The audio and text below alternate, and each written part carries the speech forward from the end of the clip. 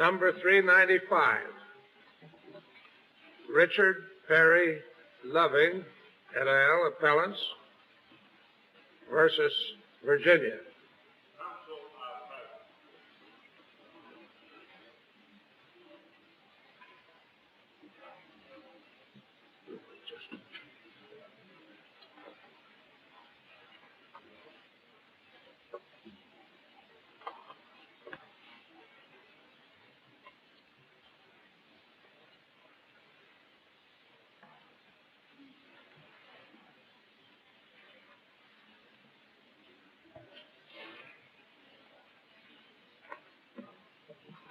Mr. Hirschkop.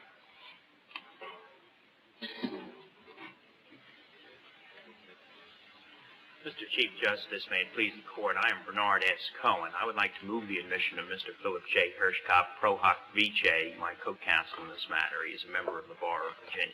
Your motion is granted.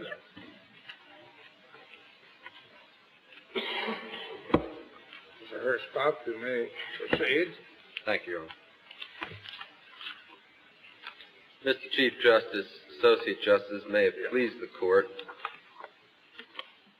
we will divide the argument accordingly. I will handle the equal protection argument as we view it, and Mr. Cohen will argue the due process argument. You have before you today what we consider the most odious of the segregation laws and the slavery laws. And our view of this law, and we hope to clearly show, is that this is slavery law. When we refer to the law itself, I would first like to bring the Court's attention there is some discrepancy in the briefs between us and the Commonwealth especially as to which laws are in essence. They have particularly said that Section 2058 and 2059 of the Virginia Code are the only things for consideration by this Court. And those two sections, of course, are the criminal section, making it a criminal penalty for Negro and white to intermarry in the state of Virginia. 2058 is the evasion section under which this case particularly arose, which makes it a criminal act for people to go outside the state to avoid the laws of Virginia to get married. We contend, however, Your Honors, that there is much more in essence here, that there's actually one simple issue. And the issue is, may a state proscribe a marriage between two adult consenting individuals because of their race? And this would take in much more in the Virginia statutes. Sections 2054 and 2057 void such marriages. And if they void such marriages, if you were to only decide on 2058 and 2059, these people, were they to go back to Virginia, and they are in Virginia now, will be subject to immediate arrest under the fornication statute and the lewd and lascivious cohabitation statute. More than that, there are many, many other problems with these. Their children would be declared bastards under many Virginia decisions.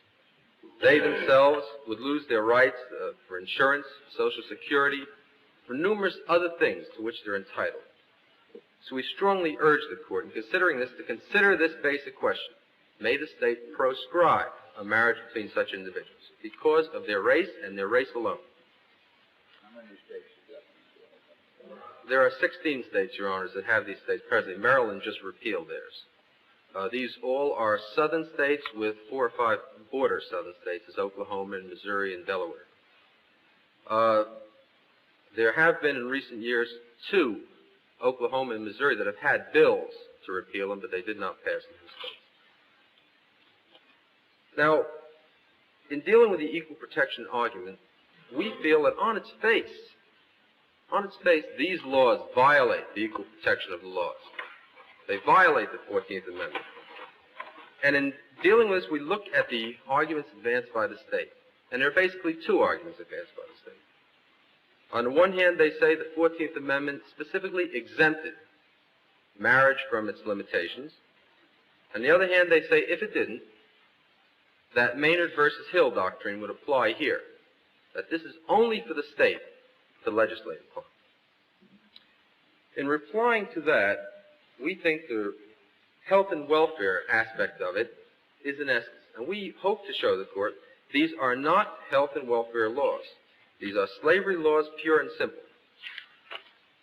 And for this reason, we went to some length in our brief to go into the history of these laws, to look at why Virginia passed these laws and why other states have these laws on the books and how they use these laws. without reiterating what is in the brief, I will just refer to that history very briefly. As we pointed out in the brief, the laws go back to the 1600s. The 1691 Act is the first basic act we have. There was the 1662 Act, which held that the child of a Negro woman and a white man would be free or slave according to the condition of his mother. It was a slavery law, and it was only concerned with one thing, and it's an important element in this matter. Negro, man, white woman. That's all they were really concerned with. That may be all they're still concerned with. It's the purity of the white woman, not the purity of the Negro woman. These laws rob the Negro race of their dignity. It's the worst part of these laws, and that's what they're meant to do, to hold the Negro class in a lower position, lower social position, a lower economic position. 1691 was the first basic act, and it was entitled An Act for the Suppressing of Outlying Slaves. And the language of the act is important. It's why we go back to it. Because they talk about the prevention of that abominable mixture and spurious issue. And we'll see that language time and again throughout all the judicial decisions referred to by the state. And then they went into 2 centuries of trying to figure out who these people were that they were prescribing. I won't touch upon all the states. I understand amicus will do that. But at one time in 1705 was a person with 1/8 or more Negro blood. And then in 1785 became a person with 1/4 or more. And it went on and on. It wasn't until 1930 that we finally arrived at what a Negro is in the state of Virginia. That's a person with any traceable Negro blood, a matter which we think defies any scientific interpretation. And the first real judicial decision we get in Virginia was in 1878 when the Kinney versus Commonwealth case came down. And there again, we have a very interesting decision. Because in Kinney versus Commonwealth, they talk about the public policy of the state of Virginia and what that public policy was and how it would be applied. If Your Honors will indulge me, I have the language here, which is the language that is carried through the history of Virginia. And they talk about spurious issue again. And that is what's constantly carried through, and carried through for an act for the suppressing of outlying slaves. And they talk about the cherished Southern civilization. But they didn't speak about the Southern civilization as a whole, but this white Southern civilization. And they want the races kept distinct and separate, the same thing this court has heard since Brown, and before Brown, but has heard so many times during the Brown argument and since the Brown argument. And they talk about alliances so unnatural that God has forbidden them. And this language... Would you mind telling me what case that was? That's Kinney versus Commonwealth, Your Honor. Kinney, K-I-N-N-E-Y. And then in 1924, in the period of great hysteria in the United States, a historical period we're all familiar with, a period when the West was in arms over the Yellow Peril, and Western states were thinking about these laws, and some got them then. A period when the immigration laws were being passed in the United States because the North was worried about the great influx of Italian immigrants and Irish immigrants. A period when the Klan rode openly in the South. And that's when they talked about bastardy of the races, and miscegenation, and amalgamation, and race suicide became the watchword. And John Powell, a man we've singled out in our brief, a noted pianist of his day, started taking up the Darwin theory and perverting it through the theory of eugenics, a theory that applied to animals, to pigs and hogs and cattle, and started applying it to human beings. And taking Darwinism that the Negro race was the stepping stone, was that lost man we've always been looking for, between the white man and the abominable snowman, or wherever else they went back. And that's when the Anglo-Saxon clubs formed in the state of Virginia, and that's when the Virginia legislature passed our present body of law. They took all these old laws, these antebellum and postbellum laws, and they put them together into what we presently have. How many states for the first time in the 20s passed these kind of laws? Do you recall? Your Honor, to the best of our knowledge, basically most states had them. It was just Virginia, and then Georgia copied the Virginia Act, which had such a complete act. And it was described in many places as the most perfect model of this type of act. But you were saying that the western states and the eastern states and others during the 1924 period passed these laws, as I understood. No, Your Honor. Most of them actually had them on the book. I see. All right. They were summary codifications. This is what Virginia strove to do, this to make a perfect model law, and only Georgia followed. And it was expected from our reading of history that many other states would follow, but they just let remain what they had. There was very few repeals in those states. Actually, the great body of repeal has been since Brown, when 13 states have repealed since that time. Yeah. Well, what relevance does that 1924 period have to this? Because some of the statutes we have were enacted then. All the registration statutes were enacted in the 1924 period. And these are the statutes, basically, which you have to have a certificate of racial composition in the state of Virginia. The statutes which we find absolutely most odious, the statutes reflect back to Nazi Germany and to the present South African situation. I see. But the present bill, as it sits on the books, is that law from 1924. And it was entitled A Bill to Preserve the Integrity of the White Race when it was initially issued. It was passed as a bill for racial integrity, to preserve racial integrity. And we would advance the argument very strongly to the court. They're not concerned with racial integrity of the Negro race, only with the white race. In fact, in Virginia, it's only a crime for white and Negro to intermarry, and the law is couched in such terms that they say white may only marry white in Section 2054 of our law. But it goes on from there to make it a crime only for whites and Negroes to intermarry. There's no crime for a Malaysian to marry a Negro, and it's a valid marriage in Virginia. But it would be a void marriage for a Malaysian or any other race aside from Negro to marry a white person. A void marriage, but there'd be no criminal penalty against anyone but the white person. They were not concerned with racial integrity, but racial supremacy of the white race. In 1930, they finally, as I said before, went on to say any person with traceable Negro blood was a Negro. Now, these laws, Your Honors, are ludicrous in their inception and equally ludicrous in their application. It's not possible to look at just the Virginia laws alone. You have to look at what happened in the whole South, we feel, and the classifications in the South. It's impossible to say. I won't go into, again, the exact classification of Negroes, but South Carolina, North Carolina make certain Indians white people. North Carolina, Cherokee Indian from Robeson County is a white person. All other Cherokee Indians are Negroes. In South Carolina, it's the Catawba Indians. And these laws gave vent to other very hateful laws. In Mississippi, advocate of social equality under the miscegenation body of law. It's a criminal penalty. I think carries 1 to 5 years. Now, if Your Honor please, there are several decisions handed down by states which again point out the racial feeling concerning these laws. The Missouri law is bottomed on State versus Jackson, which basically held that if the progeny of a mixed marriage married the progeny of a mixed marriage, there'd be no further progeny. A fundamentally ridiculous statement.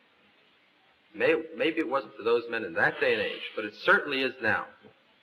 And Georgia has an equally ridiculous basis for their laws in Scott versus Georgia, where they held that from their daily observances, they see that the offspring of such marriages are effeminate. And in this case, and I will refer to the appellant's brief here at page 35, the Loving case comes to you based on the case of name versus name. But what were they talking about, name versus name? Again, they wanted to preserve the racial integrity of their citizens. They want not to have a mongrel breed of citizens. We find there no requirement that states shall not legislate to prevent the obliteration of racial pride, but must permit the corruption of blood, even though it weaken or destroy the quality of the citizenship. These are racial, and equal protection thoroughly prescribes these.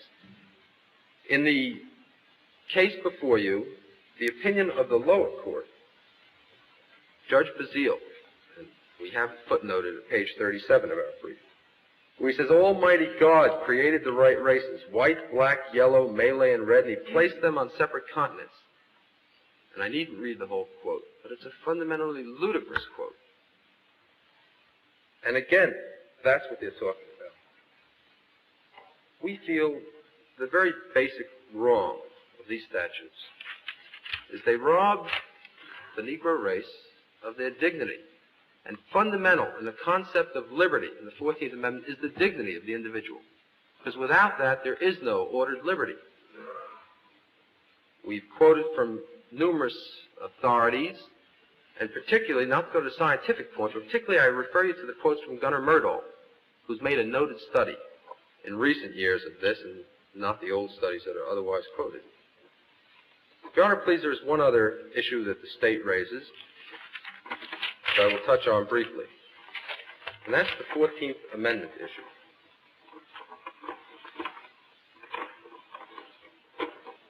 To begin with, the state advances no history of the 14th Amendment debates themselves.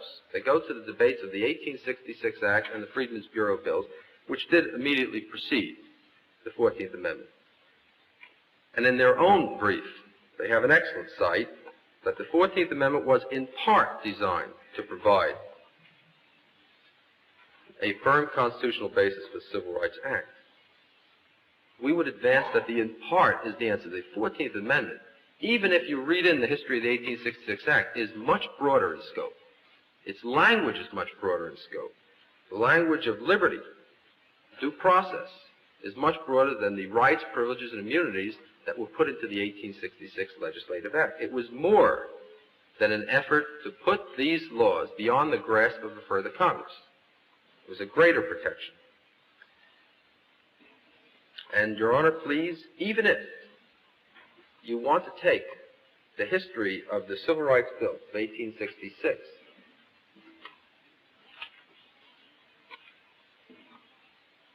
we feel, even reading that language, that it wasn't clear. And it's up to the court to decide what happened.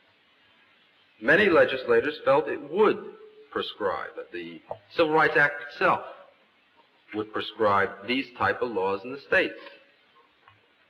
Even various proponents said amalgamation laws were not touched. And basically what they rely on in their brief, and in their argument in the court below, and I might point out to Your Honors that this was argued fully in the court below, and the Virginia Supreme Court didn't deign to rule on the argument, but pushed it aside and went to the merits of whether these laws were or were not unconstitutional, taking into account the 14th Amendment. As I recall, this was put before this court in the McLaughlin case. Well, I know it was. And it was put before the lower court in the McLaughlin case. The same argument. Now, while McLaughlin was cohabitation, I think you'd have to read those laws together if they were intended to be reached, because they spoke of amalgamation laws in the arguments in the 1866 Act. But even if you would read the language of Senator Trumbull, which they rely on so strongly, what did he really say? Well, at one point, page 17 of their brief, he says, "I presume there is no discrimination in this respect." And he goes on to talk about his argument, the law, as I understand it in all states, applies equally. This was the pace reasoning which this court has set aside. But the real tip-off we feel on this comes on page 22, where they're quoting Trumbull again. And he says, "This bill would not repeal the law to which the senator refers," replying to Senator Johnson, "if there is no discrimination made by it." If there is no discrimination made by it. We submit very strongly, as has been before the court many times, that the application of the 14th Amendment is an open-ended application, even on these laws, even where we had this argument. Because he says, if it's not discriminatory, Your Honors must reach the conclusion whether it's discriminatory or not, and it is clearly discriminatory. We speak of this on page 30 and 31 of our brief. Quoting Bickel, a noted constitutional authority, he says they were open-ended and meant to be expounded in light of changing times and circumstances. And quoting this court from Burton versus Wilmington Parking Authority, its constitutional assurance was reserved in terms whose imprecision was necessary if the right were to be enjoyed in the variety of individual state relations. There are any number of such quotes in your opinions in the last 10 years. This is the same argument you've had before you all the time. The 14th Amendment doesn't apply. Your Honors very adequately answered that argument in the McLaughlin decision when you said this was the central purpose of the 14th Amendment. And we submit very strongly it is the central purpose of the 14th Amendment. If Your Honors please, in resting on the equal protection argument, we fail to see how any reasonable man can but conclude that these laws are slavery laws, were incepted to keep the slaves in their place, were prolonged to keep the slaves in their place, and in truth the Virginia laws still view the Negro race as a slave race, that these are the most odious laws to come before the court. They rob the Negro race of its dignity, and only a decision which will reach the full body of these laws in the state of Virginia will change that. We ask that the court consider the full spectrum of these laws and not just the criminality, because it's more than a criminality that's at point here, but the legitimacy of children, the right to inherit land, the many, many rights. And in reaching a decision, we ask you to reach it on that basis. Thank you, Your Honors.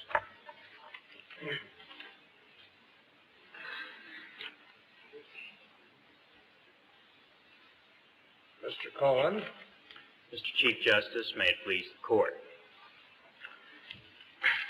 If we were here merely to obtain a reversal on behalf of Richard Perry Loving and Mildred Jeter Loving, I think Mr. Hirschkop would have presented a cogent and complete argument based upon the Equal Protection Clause, which would leave no course but to find the statute's question unconstitutional.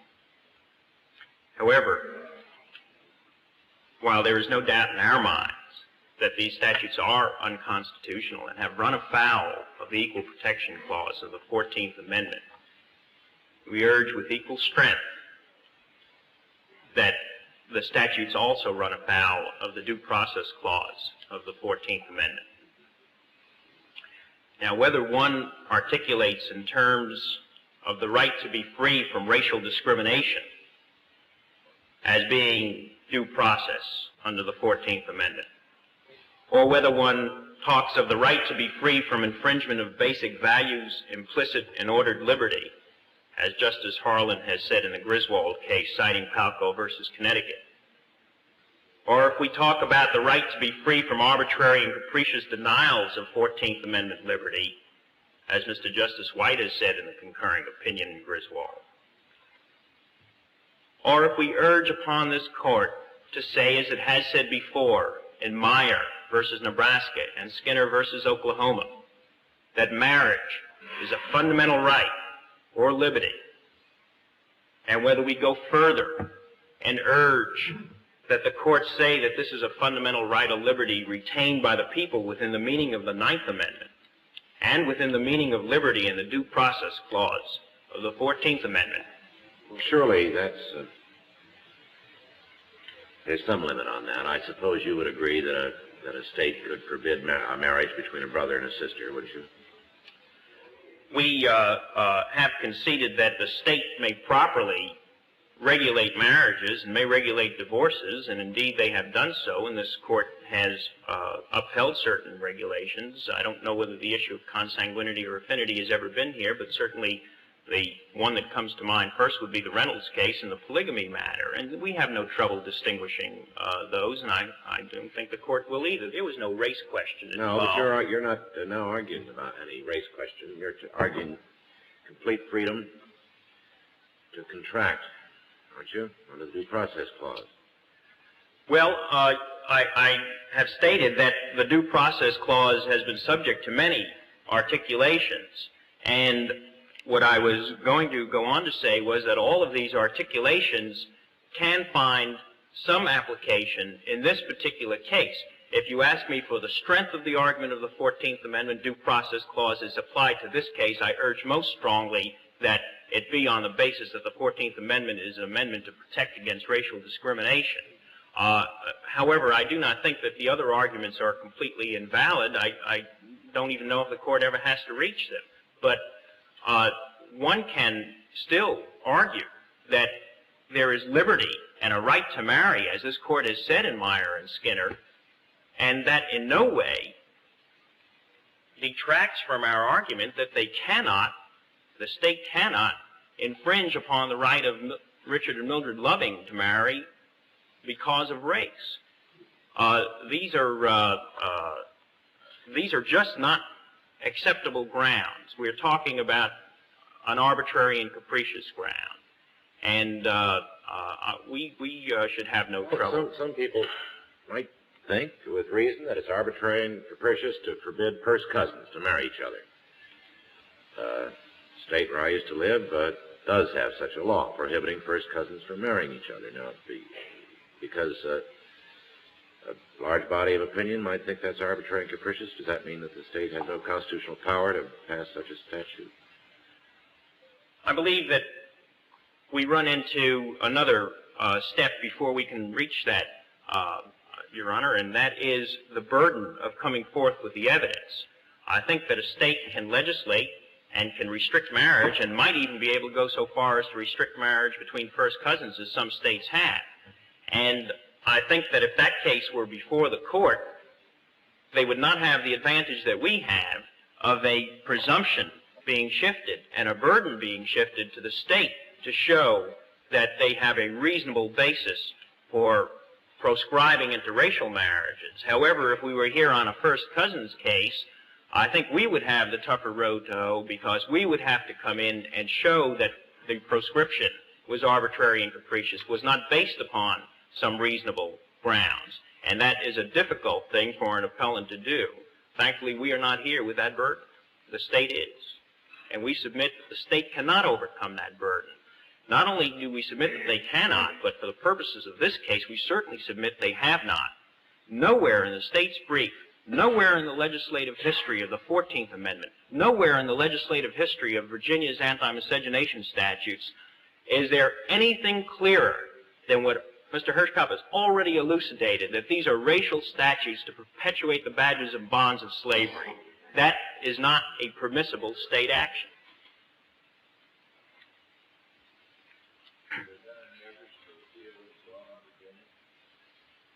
Your Honor, there have not been any efforts, and I can tell you from a personal experience that candidates who run for office for the state legislature have told me that they would under no circumstances sacrifice their political lives by attempting to introduce such a bill. There is one candidate who has indicated that he would probably do so at some time in the future, but most of them have indicated that it would be political suicide in Virginia. May I ask you if you are arguing the due process question on the theory that even if the court holds it violates the equal protection law, it's necessary to go on and reach the broad expanses you mentioned? Your Honor, we should be very pleased to have a decision from this court that all of these statutes are unconstitutional based upon the Equal Protection Clause. However, what we are concerned about is that the court, if it uses the equal protection argument to find the statute unconstitutional, that there might be some way that Virginia could possibly get around this by reenacting a statute that would absolutely only permit whites to marry whites, Negroes to marry Negroes, Malaysians to marry Malaysians, and possibly we might be back here again. I don't see how that would be possible. The court held, according to the first argument, this is a plain violation of the equal protection law. Well, I quite agree, Your Honor, and I do think that the equal protection argument is the strongest argument, it is the correct argument, and it is the basis upon which we strongly urge the court to rule. We are mostly concerned about a narrow ruling that would not go to the whole section of statutes. There are 10 sections, sections 20-50 through 20-60, and this is our chief concern, that the court might not touch the racial composition certificate statute. And the racial composition certificate, section 20-50, says that anybody in Virginia who applies to the state registrar of vital statistics shall be given a certificate of racial composition. He goes and he goes up to the clerk of the court and says, I'm white, I want a certificate of racial composition that I'm white, or I'm Negro, I want a certificate of racial composition that I'm Negro. And if the clerk looks at him and believes him, he has him fill out something and certifies that to the way it looks to him, this person is white or is Negro, and he sends down to Richmond and gets his certificate of racial composition. To the best of my knowledge, this has not been used in recent years, and I don't know what its extent was back around 1924, except that the legislative history shows that they brought in the state registrar of vital statistics, And he testified that there was great confusion under the old law as to who was a member of which race, and that they were having a little bit of difficulty determining who was a member of which race and who could be prescribed for marrying whom, and called for this very strict statute which now says that white persons may only marry white persons. Therefore, what they've done is make it a crime for a white person to marry a Negro or a Negro person to marry a white person. But it's not a crime for a Negro to marry a Malaysian. It's a void marriage in Virginia, and they may be prosecuted for violation of the fornication statutes, but not for violation of the anti-miscegenation statute. The Section 20-54 merely makes civil disability apparent in a marriage between a white and a Malaysian, or a Negro and we're not exactly sure about that, but between a white and anybody else but another white or a Negro, it is not a criminal act. And therefore, they are under great civil disability. The children are illegitimate. The wife cannot... Could that possibly be true? Courts should decide straight out that the state cannot prevent the marriage, the relationship of marriage between the whites and the blacks because of their color. Absolutely not. That would be no problem to That us, would Your settle Honor. it, wouldn't it? Yes, I think it would. That would settle it constitutionally. I believe it would.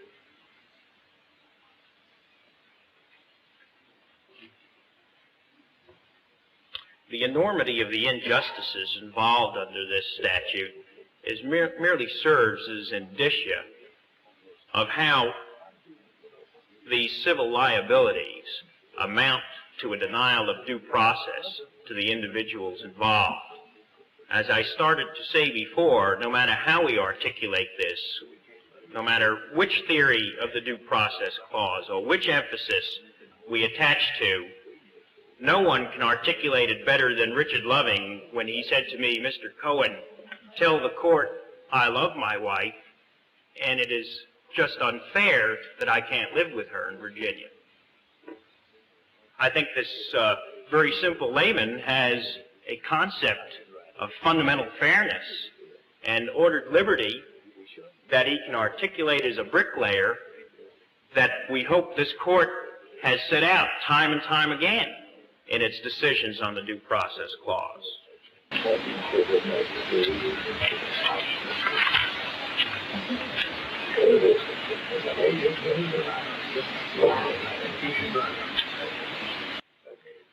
With respect to the legislative history urged by the state as being conclusive that the 14th Amendment did not mean to make unconstitutional state statutes prohibiting miscegenation, we want to emphasize three important points. One, only a small group of senators in any of the debates cited ever expressed themselves at all with respect to the miscegenation statutes. There are perhaps 5 or 6 that are even quoted, and these were for the Freedmen's Bureau Bill and the Civil Rights Act of 1866. If absence of debate ever has any influence at all, this is a classic case. Nowhere has the state been able to cite one item of legislative debate on the 14th Amendment itself with respect to anti-miscegenation statutes. Not one item. All of their references are to the 1866 Act. And again, we point out that those comments were very carefully worded by both proponents and opponents of the bill. Again, we carefully point out that their own record of the legislative history shows that there were just as many senators who believed that indeed, especially the southern senators whose states had anti-miscegenation statutes, there were just as many of them who did believe that the passage of the Civil Rights Act of 1866 would invalidate such an act. Their own passages that they printed in the brief, around pages 30 through 33, are replete with support for our argument that at best, the legislative history is inconclusive. And as this court has found before, and we hope will continue to find, the 14th Amendment is an amendment which grows and can be applied to situations as our knowledge becomes greater and as our progress is made, and that there will be no problem in finding that this set of statutes in Virginia are odious to the 14th Amendment.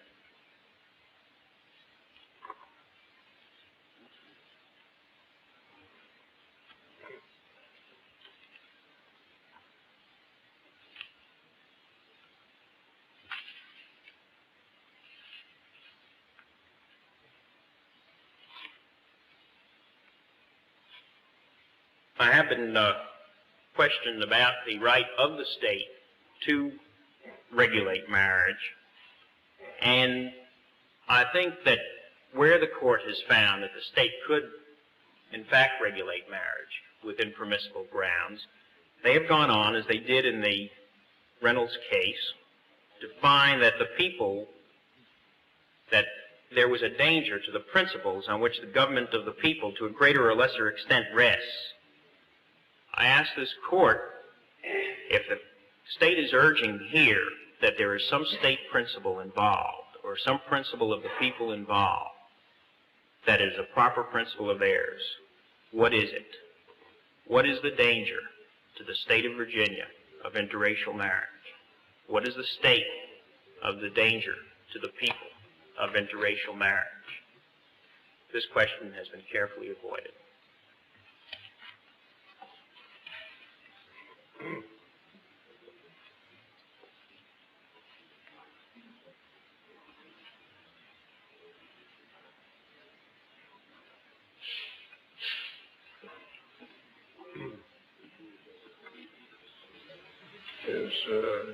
What is the order? Have you agreed upon an order, or I would think Mr. Marutani would probably be next. That would be my understanding, Mr. Chief Justice. Yes, well, that would be the normal way. Mr. Marutani, you may proceed. Mr. Chief Justice, may it please the court. My name is William Marutani, legal counsel for the Japanese American Citizens League, which has filed a brief amicus curiae in this appeal. On behalf of the Japanese American Citizens League, I'd like to thank this court for this privilege. Because the issues before this court today revolve around the question of race, may I be excused in making a brief personal reference in this regard.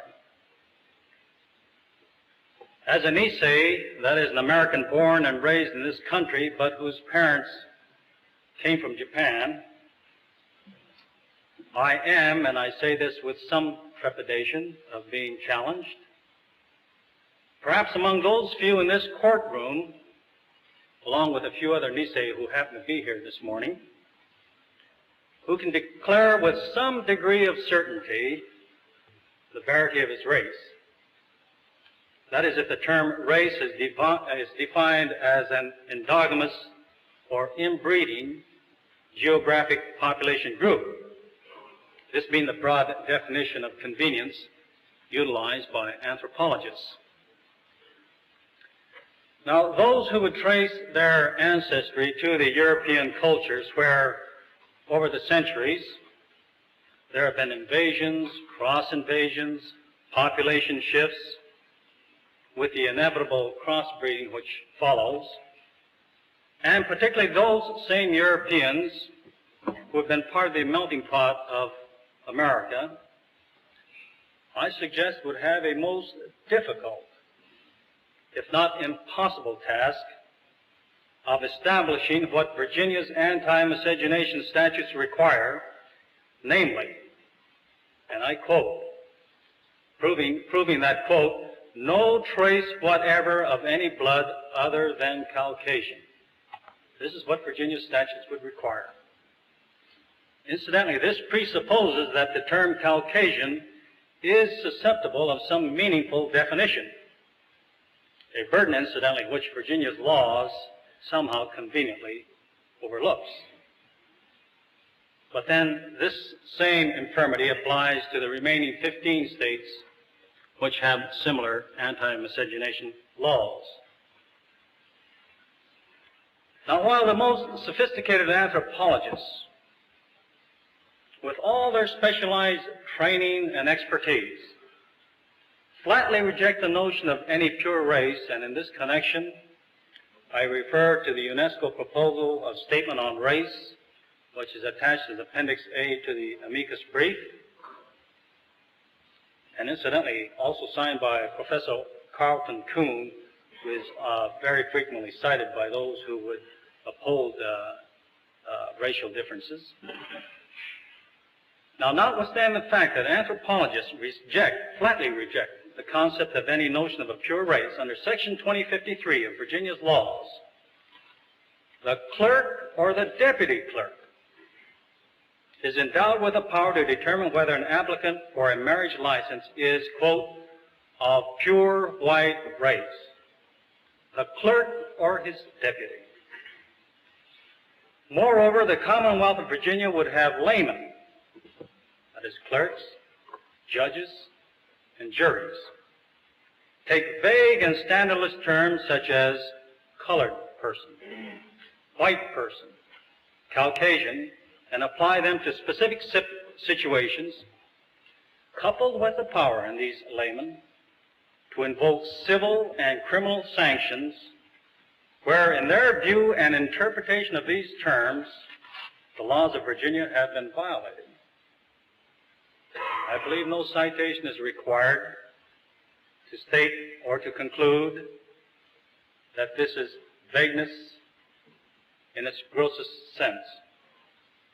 I refer the court again to the decision of this court in Giacchio versus Pennsylvania, decided in 1966, in which the court stated that such a law, quote, which leaves judges and jurors free to decide without any legally fixed standards what is prohibited and what is not in each particular case, fails to meet the requirements of the Due Process Clause. Well, let us assume, arguendo, that there are such things as definable races within the human species, that these can be defined with sufficient clarity and certainty as to be accurately applied in particular situations, and further, let's assume that the state of Virginia's laws do exactly this. And incidentally, all of this is something that the anthropologists have not been able to do. We submit that nevertheless, the anti-miscegenation laws of Virginia and its sister states are unconstitutional. For if the anti-miscegenation laws purport to preserve morphologic or physical differences, that is, differences essentially in the shape of the eyes, the size of noses, or the texture of hair, pigmentation of skin, such differences are meaningless and neutral. They serve no proper legislative purpose. To state the proposition in itself is to expose the utter absurdity. Moreover, the anti-miscegenation laws would take the aspiration of marriage, which is common to all people, and which is otherwise blessed by the state, and which institution, incidentally, is founded, of course, upon one of man's biological drives. It would take this, and solely on the basis of race, it would convert it into a crime. In McLaughlin, where this court considered a Florida statute which involved, quote, concepts of sexual decency, dealing with extramarital and premarital promiscuity, this court nevertheless struck down such statute because it was formulated on racial classification and thus laid an unequal hand on those who committed intrinsically the same quality of offense. Now, for the appellants here, Richard Loving and Mildred Loving, marriage in and of itself is not a crime. It is not an offense, even under Virginia's laws. By Virginia's laws, it was their race.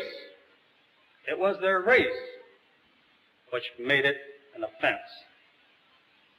Incidentally, while Mr. Loving apparently admitted that he was white, and thereby admitted to the fact which rendered his marriage a criminal act under Virginia's laws, it is suggested that he was incapable of making a knowing admission that he was, quote, of pure white race, or, quote, had no trace whatever of any blood other than Caucasian. Now, we further submit that the anti-miscegenation laws involve an unequal application of the laws. Virginia's expressed state policy for its anti-miscegenation laws has been declared to maintain, quote, purity of public morals, preservation of racial integrity, as well as racial pride, and to prevent a mongrel breed of citizens. However, under these anti-miscegenation laws, since only white persons are prevented from marrying outside of their race, and all other races are free to intermarry, and within this particular context are free thereby to despoil one another and destroy their racial integrity, purity, and pride, Virginia's laws are exposed for exactly what they are: a concept based upon racial superiority, that of the white race and white race only. Now, we submit that striking down of the anti-miscegenation laws will, first of all, not do certain things. It will not force anyone to do what he presently does not wish to do. It does not force anyone to marry outside of his race by striking down the anti-miscegenation laws. By striking down the anti-miscegenation laws, no one is caused to undo anything which he has already done. And in this connection, perhaps a distinction may be made to the Brown case or the school desegregation cases. On the contrary, by striking down the anti-miscegenation laws, freedom of choice will be restored to all individuals, including those who are opposed to racial intermarriage. For the white person who marries another white person does not, under Virginia's laws as they now stand, have any other choice. We submit that race as a factor has no proper place in states' laws governing whom a person, by mutual choice, may or may not marry. Now, the nature of such statutory intervention upon personal freedom may be exposed by applying the same operative racial principle in reverse. Let us suppose that the state of Virginia exercises its powers of applying this racial principle so that it decrees that every citizen must marry a person of a different race. This would indeed be shocking. That the same operative principle happens to be geared in the way it is presently geared makes it no less shocking and demeaning to the citizen. A question was raised. Would you concede, Mr. Marutani, that if the law provided that the other races, so-called, must not intermarry, that the law would be good? No, sir. Mr. Chief Justice, we submit that, first of all, it is no answer to compound what we believe to be wrong. Moreover, as a practical matter, who is to categorize how many races there are? The anthropologists range from 2 to 200. They themselves, and they are the so-called experts. They are unable to agree. If anthropologists cannot agree, I would assume that it would be extremely difficult for legislators to determine, and then, having determined it, to apply it. Yes. The reason I asked it was because there was some intimation, what you said, that they were denied equal protection in that there was not the same prohibition against intermarrying of the other so-called races. I believe the thrust of that argument, sir, is that to expose this law for exactly what it is a white supremacy law. May I ask you, not material, perhaps, in any way, but do you happen to know whether there are any laws in Japan which prohibit the intermarriage between Japanese and what you might call Caucasians or white people? Well, Mr. Justice Black, I might answer that. I do not know, except by custom. I can state, for example, that my own mother would have strenuously objected to my marrying a person of the white race.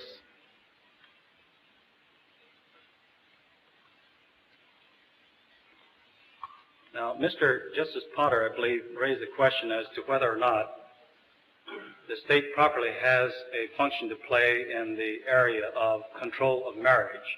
Reference was made to consanguinity, and of course there are other standards, mentality, age. Age and I suppose number of spouses. Yes. Now, we submit that the racial classification cannot be equated with these standards because racial classification is not an additional standard which is added on the same level as these standards which were just enumerated. They are superimposed over and above all these other standards. To restate it in another way, the standards of consanguinity, mentality, age, and number of spouses and so forth apply to all races. White, black, yellow, doesn't matter.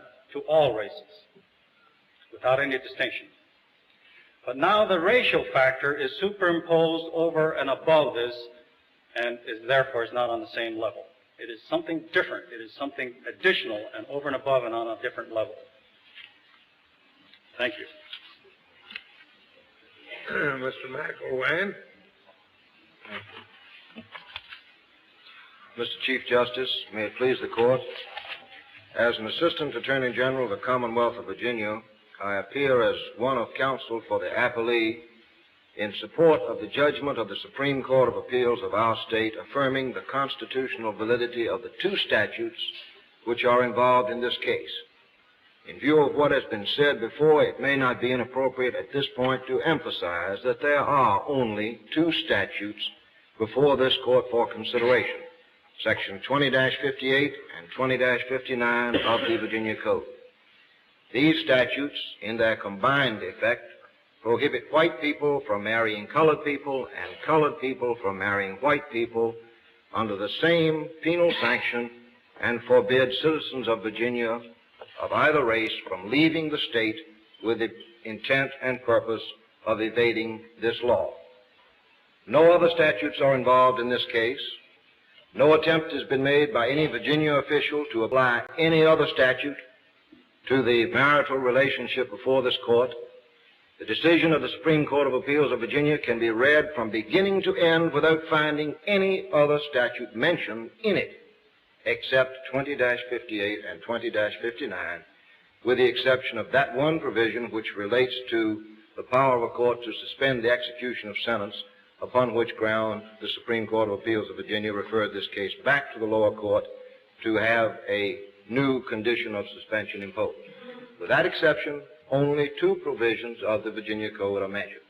Therefore, we take the position that these are the only statutes before the Court, and anything that may have to do with any other provision of the Virginia Code which imposes a prohibition on the white race only, or has to do with certificates of racial composition, whatever they may be, are not properly before this Court. This is a statute which applies to a Virginia situation and forbids the intermarriage of the white and colored races. I suppose on the question of equal protection, maybe your section which allows anyone with 1/16 or less of Indian blood to intermarry with whites would have some significance, would it not? Where this one says anyone who has a drop of colored blood in them cannot marry with a white. That would only be significant, Mr. Chief Justice, with respect to that provision, 2054, which is not before the Court, which says that a white person shall not marry any other save a white person or a person having no other admixture of blood than white and American Indian. That is a special statute, that is the 2054 statute, against which I myself could find a number of constitutional objections, perhaps, in that it imposes a restriction upon one race alone, which it does not oppose on the other races, and therefore more stringently curtails the rights of one racial group. But you do put a restriction on North American Indians if they have more than 1/16 of Indian blood in them, do you not? Yes, sir. But this is because in Virginia we have only two races of people which are within the territorial boundaries of the state of Virginia in sufficient numbers to constitute a classification with which the legislature must deal. That is why I say the white and the colored prohibition here completely controls the racial picture with which Virginia is faced. You have no Indians in Virginia? Well, we have Indians, Your Honor, but this is the point that we make with respect to them. Under the census figures of 1960, 79 and some odds hundreds % of the Virginia population was made up of white people. 20 and some odd hundreds % of the Virginia population was made up of colored people, whites and Negroes by definition of the United States Department of Commerce Bureau of the Census. Thus, 99 and 44/100% of the Virginia population falls into these two racial categories. All other racial classes in Virginia combined do not constitute as much as 1/4 of 1% of the Virginia population. Therefore, we say that this problem of the intermarriage of whites and Orientals, or Negroes and Orientals, or any of these two classes with Polynesians or Indians or Asiatic Indians is not a problem with which Virginia is faced, and one which it is not required to adapt its policy forbidding interracial marriage to. A statute, of course, does not have to apply with mathematical precision, but on the basis of the Virginia population, we respectfully submit that the statute before the court in this case does apply almost with mathematical precision, since it covers all the dangers which Virginia has a right to apprehend from interracial marriage, in that it prohibits the intermarriage of those two groups which constitute more than 99% of the Virginia population. Now, so far as the particular appellants in this case are concerned, there is no question of constitutional vagueness or doubtful definition. It is a matter of record, agreed to by all counsel during the course of this litigation and in the brief, that one of the appellants here is a white person within the definition of the Virginia law, the other appellant is a colored person within the definition of the Virginia law. Thus, the court is simply faced with a proposition of whether or not a state may validly forbid the interracial marriage of two groups, the white and the colored, in the context of the present statute. Does Virginia have a statute on its books that would prevent interracial married couples? New York never had any contact with Virginia. No, sir, it does not. We have the question of whether or not that marriage would be recognized as valid in Virginia, even though it was contracted by parties who were not residents of the state of Virginia, under the conflict of laws principle that a marriage valid where celebrated is valid everywhere. This would be a serious question, and under Virginia law it is highly questionable that such a marriage would be recognized in Virginia, especially since Virginia has a very strong policy against interracial marriage, and the implementing statutes declare that marriages between white and colored people shall be absolutely void without decree of divorce or other legal process. The implementing statute which forbids Virginia citizens to leave the state for the purpose of evading the law and returning, the exception to the conflict of laws principle I've stated that a marriage valid where celebrated would be valid everywhere, except where contrary to the strong local public policy.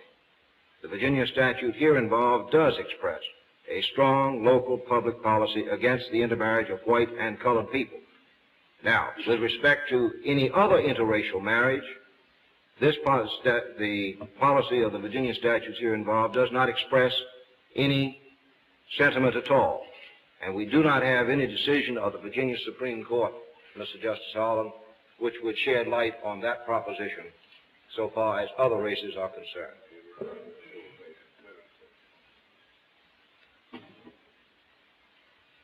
Well, it has been suggested that it would. I do not know whether Virginia is, or any state, yes, sir, is required to recognize a marriage which is contrary to its own laws, especially with respect to matters within its own state. Now, the Appellants, of course, have asserted that the Virginia statute here under attack is violative of the 14th Amendment. We assert that it is not, and we do so on the basis of two contentions and two contentions only. The first contention is that the 14th Amendment, viewed in the light of its legislative history, has no effect whatever upon the power of states to enact anti-miscegenation laws, specifically anti-miscegenation laws forbidding the intermarriage of white and colored persons, and therefore, as a matter of law, this court, under the 14th Amendment, is not authorized to infringe the power of the state, that the 14th Amendment does not, read in the light of its history, touch, much less diminish the power of the states in this regard. The second contention, an alternative contention, is that if the 14th Amendment be deemed to apply to state anti-miscegenation statutes, then this statute serves a legitimate legislative objective of preventing the sociological, psychological evils which attend interracial marriages and is an expression, a rational expression of a policy which Virginia has a right to adopt. So far as the legislative history of the amendment is concerned, we do not understand that this court has ever avowed in principle the proposition that it is necessary in construing the 14th Amendment to give effect to the intention of the framers. With respect to the instant situation, you are not presented with any question involving a dubious application of certain principles to a situation which was unforeseen or unknown to those who framed the principles. The precise question before this court today, the validity under the 14th Amendment of a statute forbidding the marriage of whites and Negroes, was precisely before the Congress of the United States 100 years ago when it adopted the amendment. The situation is perfectly clear that those who considered the amendment against a charge of infringing state power to forbid white and colored marriages specifically excluded that power from the scope of the 14th Amendment. Do you get that from the debates on the 14th Amendment? Yes, Your Honor, we get it from the, specifically from the debates on... Where do you quote that in your brief? We get it specifically, Your Honor, from the debates leading to the 14th Amendment, the debates on the Freedmen's Bureau Bill and the Civil Rights Act of 1866. That is a little different, though, isn't it? Only to this extent, Your Honor. The 14th Amendment has been construed by members of this court a number of times in its historical setting. The court has said on a number of instances that the specific debates on the Freedmen's Bureau Bill and the Civil Rights Act of 1866, which act ultimately became the first section of the 14th Amendment, are the most material relating to the 14th Amendment.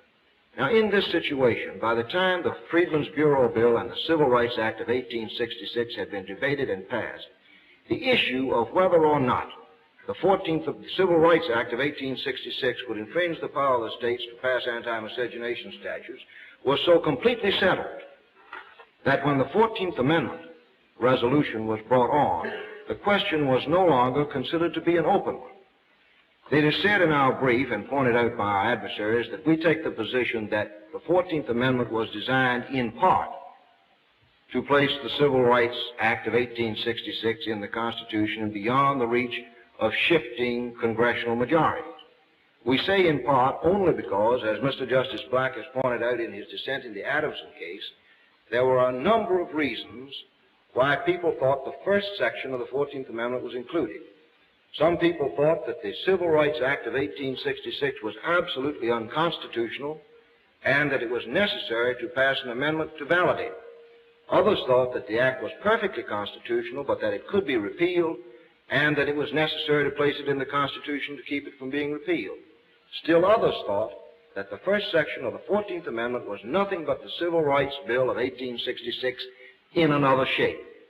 Nobody suggested that the Civil Rights Act of 1866 and its adoption into the first section of the 14th Amendment of the Constitution expanded the rights which were covered in the 1866 bill, and certainly no one suggested that what was expressly removed from the 1866 Act was reinserted in the Constitution in the 14th Amendment within a period of just a few months.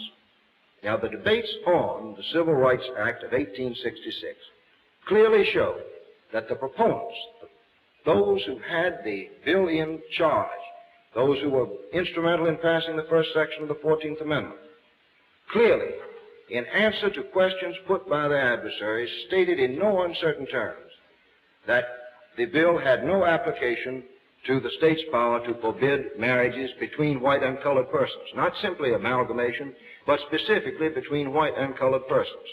This was repeatedly stated by Senator Trumbull, who was the chairman of the Senate Judiciary Committee, who steered the bill to passage and was instrumental in passing the first section of the 14th Amendment, by Senator William Pitt Fessenden of Maine, who was the leading Republican member on the Joint Committee of Reconstruction of 15, and by various other members who supported the bill and steered it to passage. Now, text writers have disagreed as to whether or not the charge that the Civil Rights Act of 1866 would invalidate state laws was seriously made, or whether it was made for political purposes simply as a smokescreen.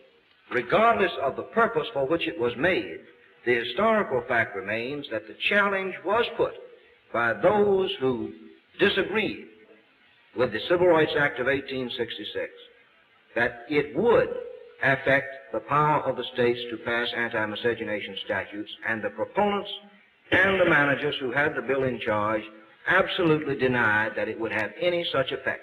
No one who voted for, sponsored, or espoused the Civil Rights Act of 1866 dared to suggest that it would have the effect of invalidating state anti-miscegenation statutes. Thus, we have a clear intent on the part of those who framed and adopted the amendment to exclude this area of state power from the reach of the amendment. And this history is buttressed by the fact that the state legislatures, which ratified the amendment, clearly did not understand that it would have any effect at all upon their power to pass anti-miscegenation statutes. Mr. McIlwaine, what do you do with this court's decision in McLaughlin against Florida? I don't believe you discussed that in your brief. At least I don't remember that you did. No, sir, we do not. We simply say that it relates to a statute which is above and beyond or extraneous to the interracial marriage statute, specifically left this question open for future decision, and the question left open in McLaughlin is now here.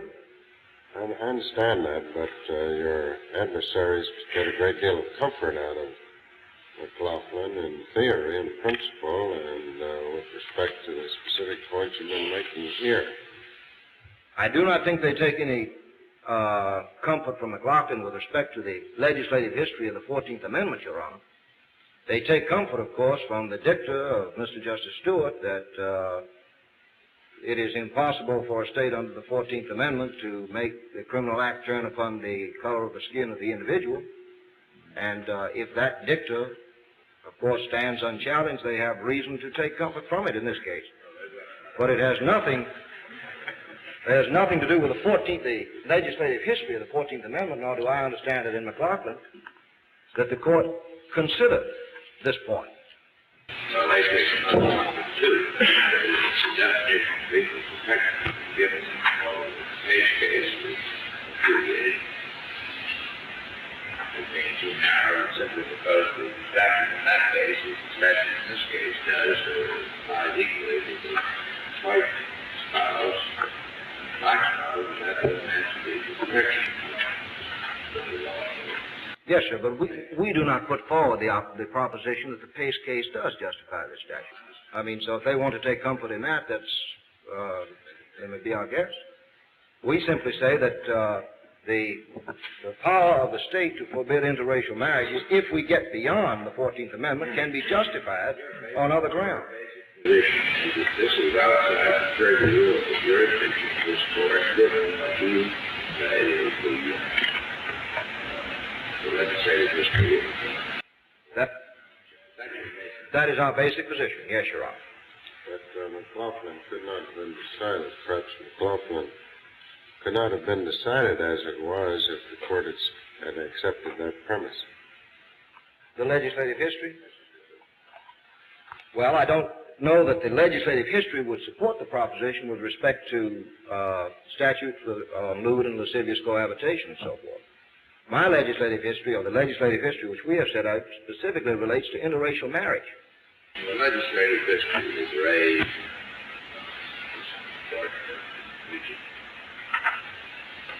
Well, so far as this case is concerned, we would like to point out one fact, or one circumstance, which we think is analogous. Perhaps the most far-reaching decision of this court, so far as the popular mind is concerned, in the last quarter of a century, has been Brown against the Board of Education. In that case, the matter was argued in 1952, and in 1953, this court restored the case to the docket for re-argument and entered an order in which it called the attention of all counsel in that case to certain matters which the court in bank wished to have counsel consider.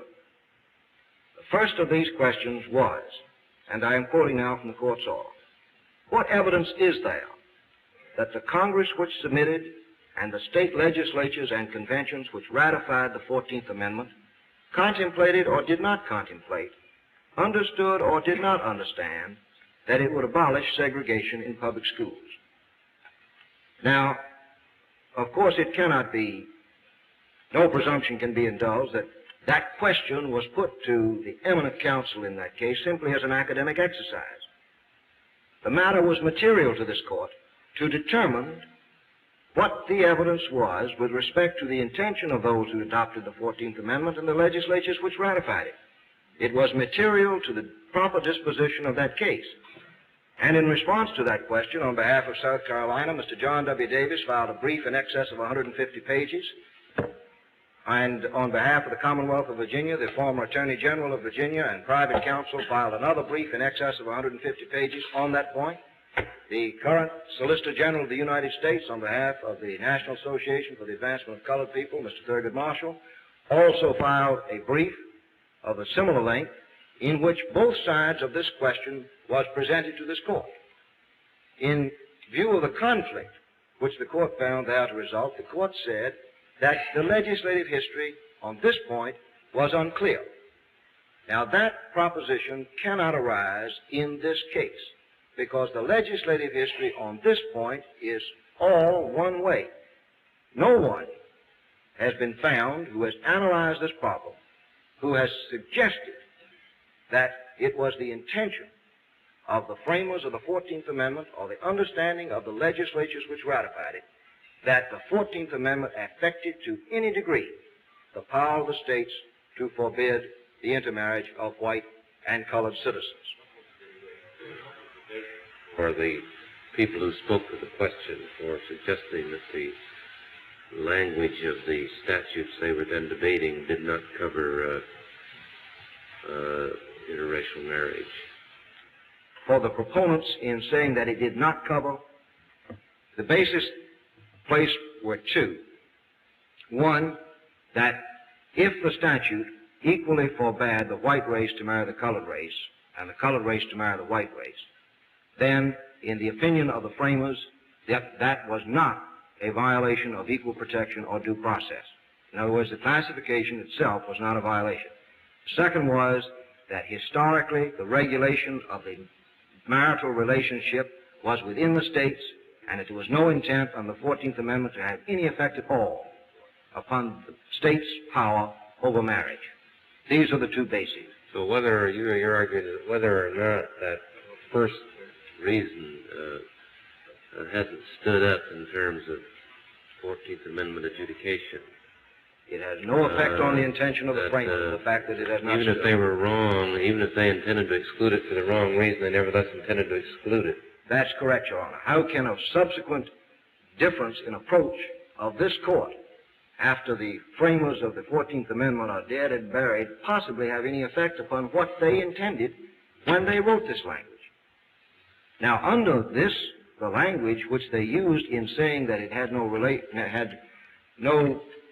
effect upon the state's power over marriage, they also said, provided no discrimination is made by it. It's clear under the legislative history of the 14th Amendment that if a statute had forbade white people to marry colored people and then had a different penalty prescribed for violation of that statute, that even the framers of the 14th Amendment would have thought that that would have been unconstitutional, and that the 14th Amendment was specifically designed to meet that difference in penalty proposition. These debates didn't, or these statements didn't take place with respect to the 14th Amendment itself, did they? No, Your Honor, the material which we have set up, They were contemporaneous. absolutely contemporaneous. The 14th Amendment resolution was brought on for consideration in early 1866, and it stayed in committee while the Freedmen's Bureau Bill and the Civil Rights Act of 1866 were steered to passage. Then after they were steered to passage, the debate began on the 14th Amendment, and by the time that began, this question of whether or not the Civil Rights Act of 1866 had any effect upon the power of the states to forbid interracial marriages was so thoroughly settled that it did not even become an issue. The question there was whether or not the act was constitutional or unconstitutional and needed the first section of the 14th Amendment to substantiate it. But no suggestion was ever made that it expanded the Civil Rights Act of 1866. Our reading of the legislative history is sufficient to lead us to believe that if anybody had suggested that it would have that effect, the entire first section of the 14th Amendment would have been lost. No one, the proponents would never have suggested that the 14th Amendment was going to abolish the power of the states to forbid interracial marriages. Thus we say that if the legislative history is given effect in this case, the statute of Virginia cannot be held to violate it. Thank you, Mr. Chief Justice.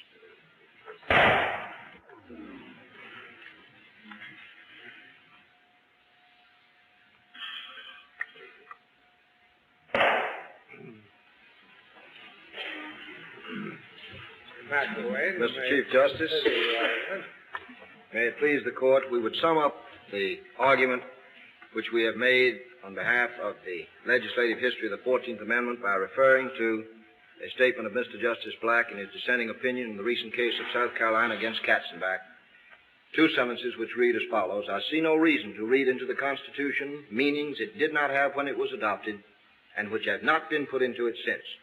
The proceedings of the original Constitutional Convention show beyond all doubt that the power to veto or negative state laws was denied Congress.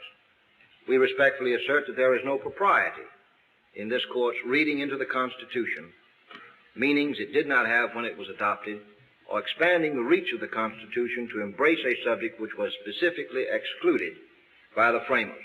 Oh, Mr. McIlwaine, wouldn't it be pretty clear in the absence of the specific legislative history to which you refer us,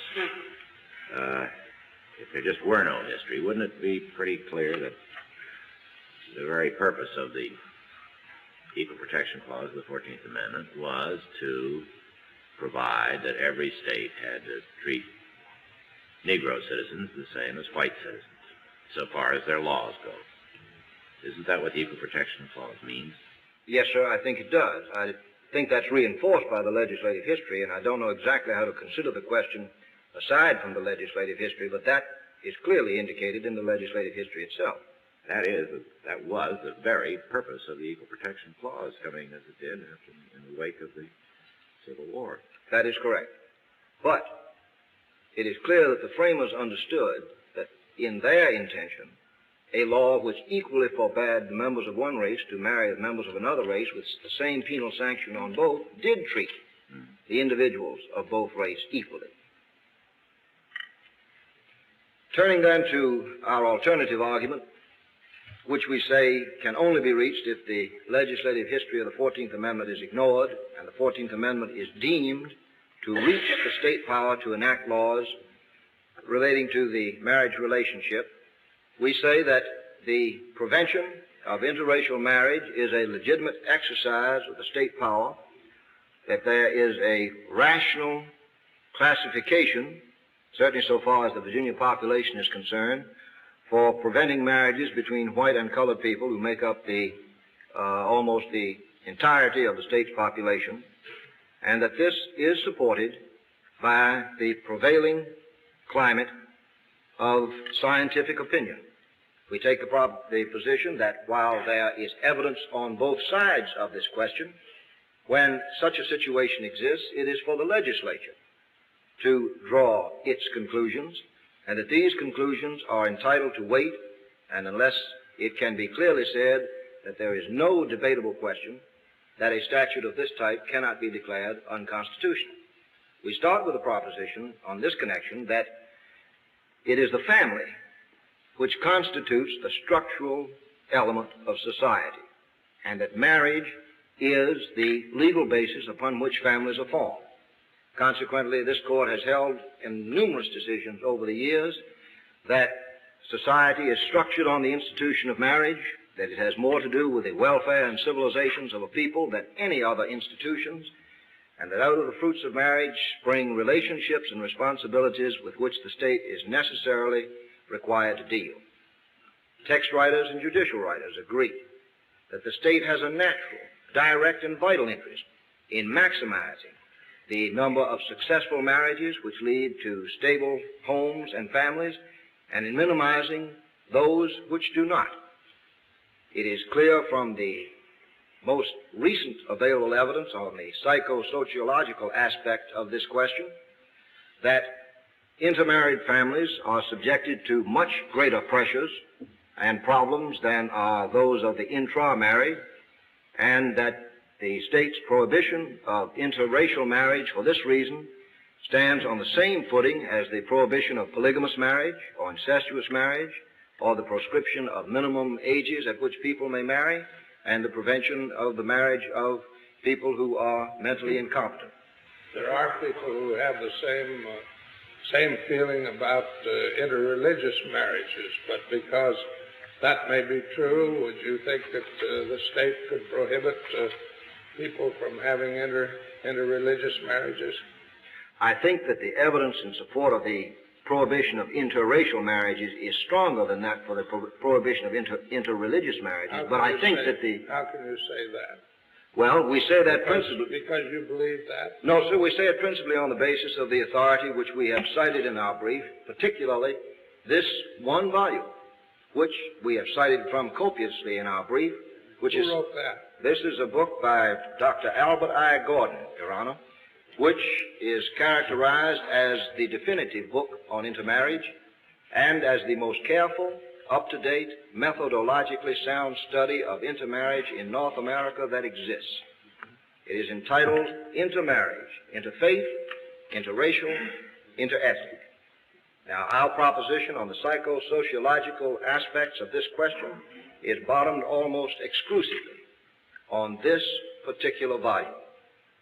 This is the work of a Jewish rabbi who is also has a M.A. in sociology and a Ph.D. in social anthropology. It is a statistical study of over 5,000 marriages, which was aided by the computers of the Harvard Laboratory of Social Relations and the MIT Computation Center. This book has been given statistical form and basis to the proposition that from the psychosociological point of view, interracial marriages are detrimental to the individual, to the family, and to society. I do not say that the author of this book would advocate the prohibition of such marriages by law, but we do say that he personally clearly expresses his view as a social scientist that interracial marriages are definitely undesirable, that they hold no promise for a bright and happy future for mankind, and that interracial marriages bequeath to the progeny of those marriages more psychological problems than parents have a right to bequeath to them. As I say, this book has been widely accepted, and it was published in 1964 as being the definitive book on intermarriage in North America that exists. Is he an Orthodox or unorthodox rabbi? I have not been able to ascertain that, Your Honor, from any of the material that I've gotten. He is a rabbi of the Temple Emmanuel in Newton Center, Massachusetts. I do not understand that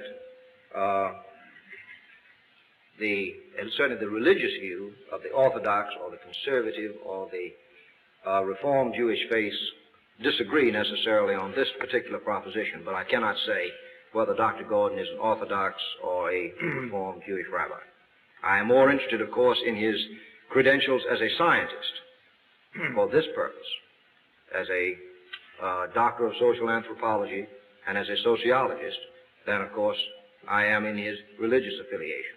But it is clear, unmistakably clear, and we have set it forth, as I say, in our brief and in the appendix to our brief, the results of the study which has been made and which is embodied in this volume.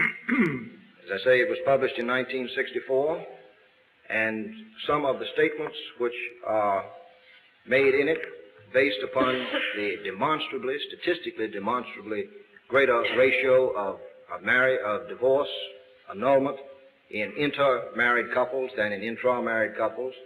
Dr. Gordon has stated it as his opinion that it is my conviction that intermarriage is definitely inadvisable, that they are wrong because they are most frequently, if not solely, entered into under the present day circumstances by people who have a rebellious attitude towards society, self-hatred, neurotic tendencies, immaturity, and other detrimental psychological factors. You don't know what is cause and what is effect. Assuming the validity of these statistics, I suppose one could be argued that one reason that marriages of this kind are sometimes unsuccessful is the existence of the kind of laws that are an issue here and the attitudes that those laws reflect. Isn't that correct? I think it is more the latter, the attitudes that perhaps the laws reflect. I don't find anywhere in this that the existence of the law does it. It is the attitude which society has toward interracial marriages, which, in detailing his opposition, says causes a child to have almost insuperable difficulties in identification, and that the problems which the child of an interracial marriage faces are those which no child can come through without damage to himself. Now, if the state has an interest in marriage, if it has an interest in maximizing the number of stable marriages and in protecting the progeny of interracial marriages from these problems, then clearly there is scientific evidence available that this is so. It is not infrequent that the children of intermarried parents are referred to not merely as the children of intermarried parents, but as the victims of intermarried parents and as the martyrs of intermarried parents. These are direct quotes from the volume. Does Mr. Gordon take the position that there is a basic difference in intelligence in the races? No, sir, I don't understand that he does, or that he purports to say one way or the other about the biological differences. This is not his field, in other words, genetics and biology. He reviews the materials on this and concludes for the purpose of his study that biologically and genetically there is probably no justification for the prevention of intermarriage. Then he takes it further into the psychosociological field and its effect upon children and upon the intermarried couples.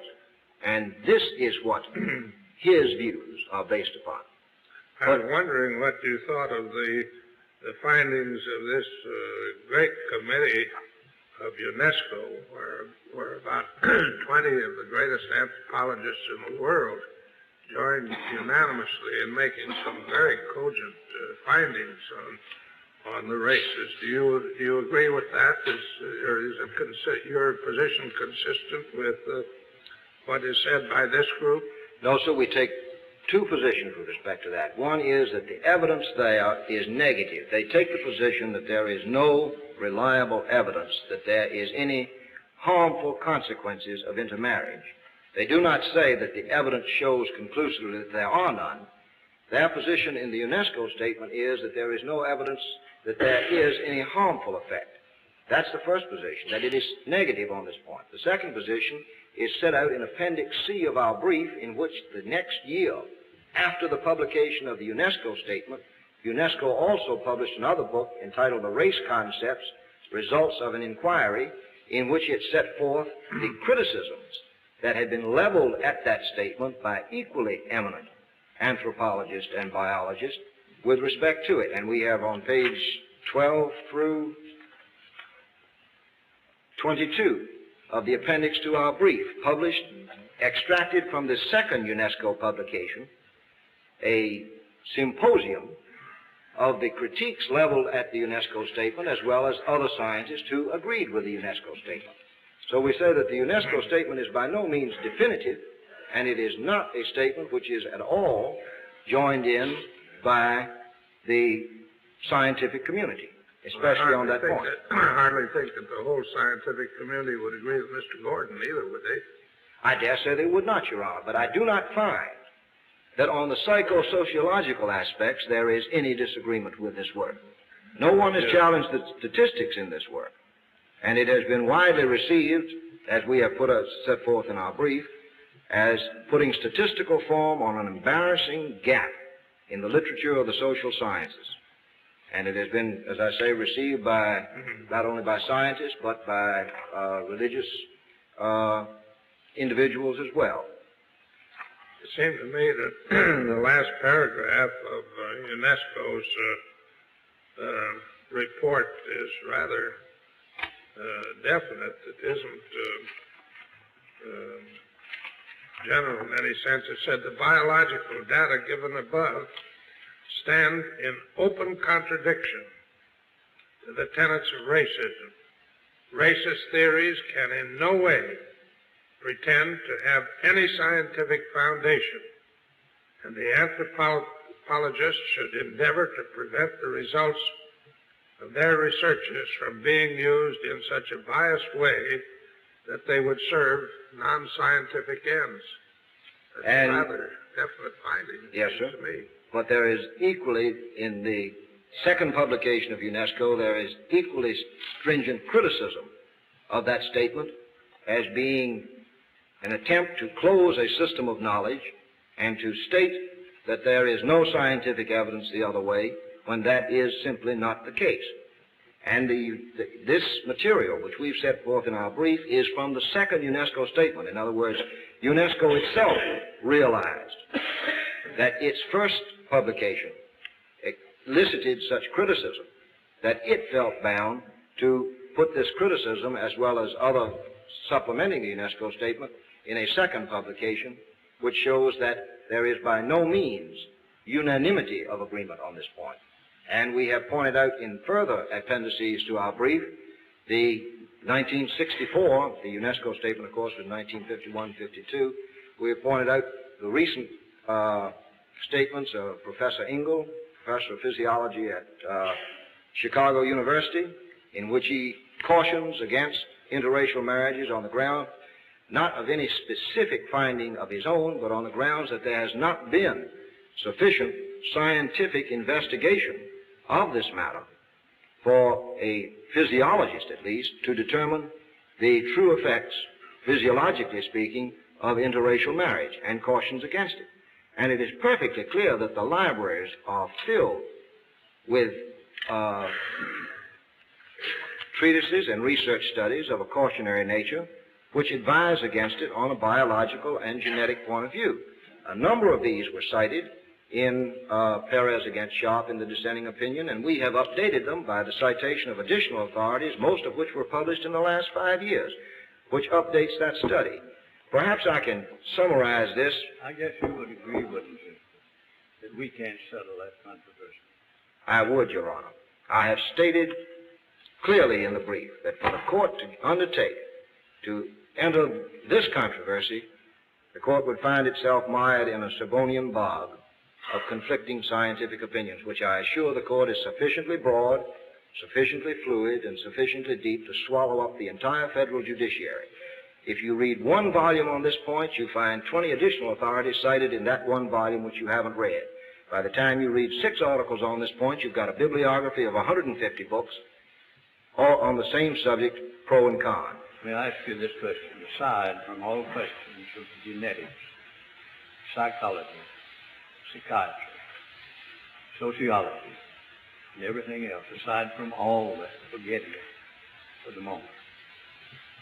Is there any doubt in your mind that the object of these statutes, the basic premise on which they rest, is that the white people are superior to the colored people and should not be permitted to marry? On the 2 statutes before Your Honor, I do think that that is not so. So far as 20-54 is concerned, the Act of Virginia of 1924 to preserve racial purity, I think that is unquestionably true. I'm not talking about what they labeled it. I'm just asking No, you for your judgment. I think it was. Is there any possible basis? Is not the basic premise on which they are written that the white people are superior to the colored people, and that they should not, therefore, be permitted to marry, because it might pollute the white race?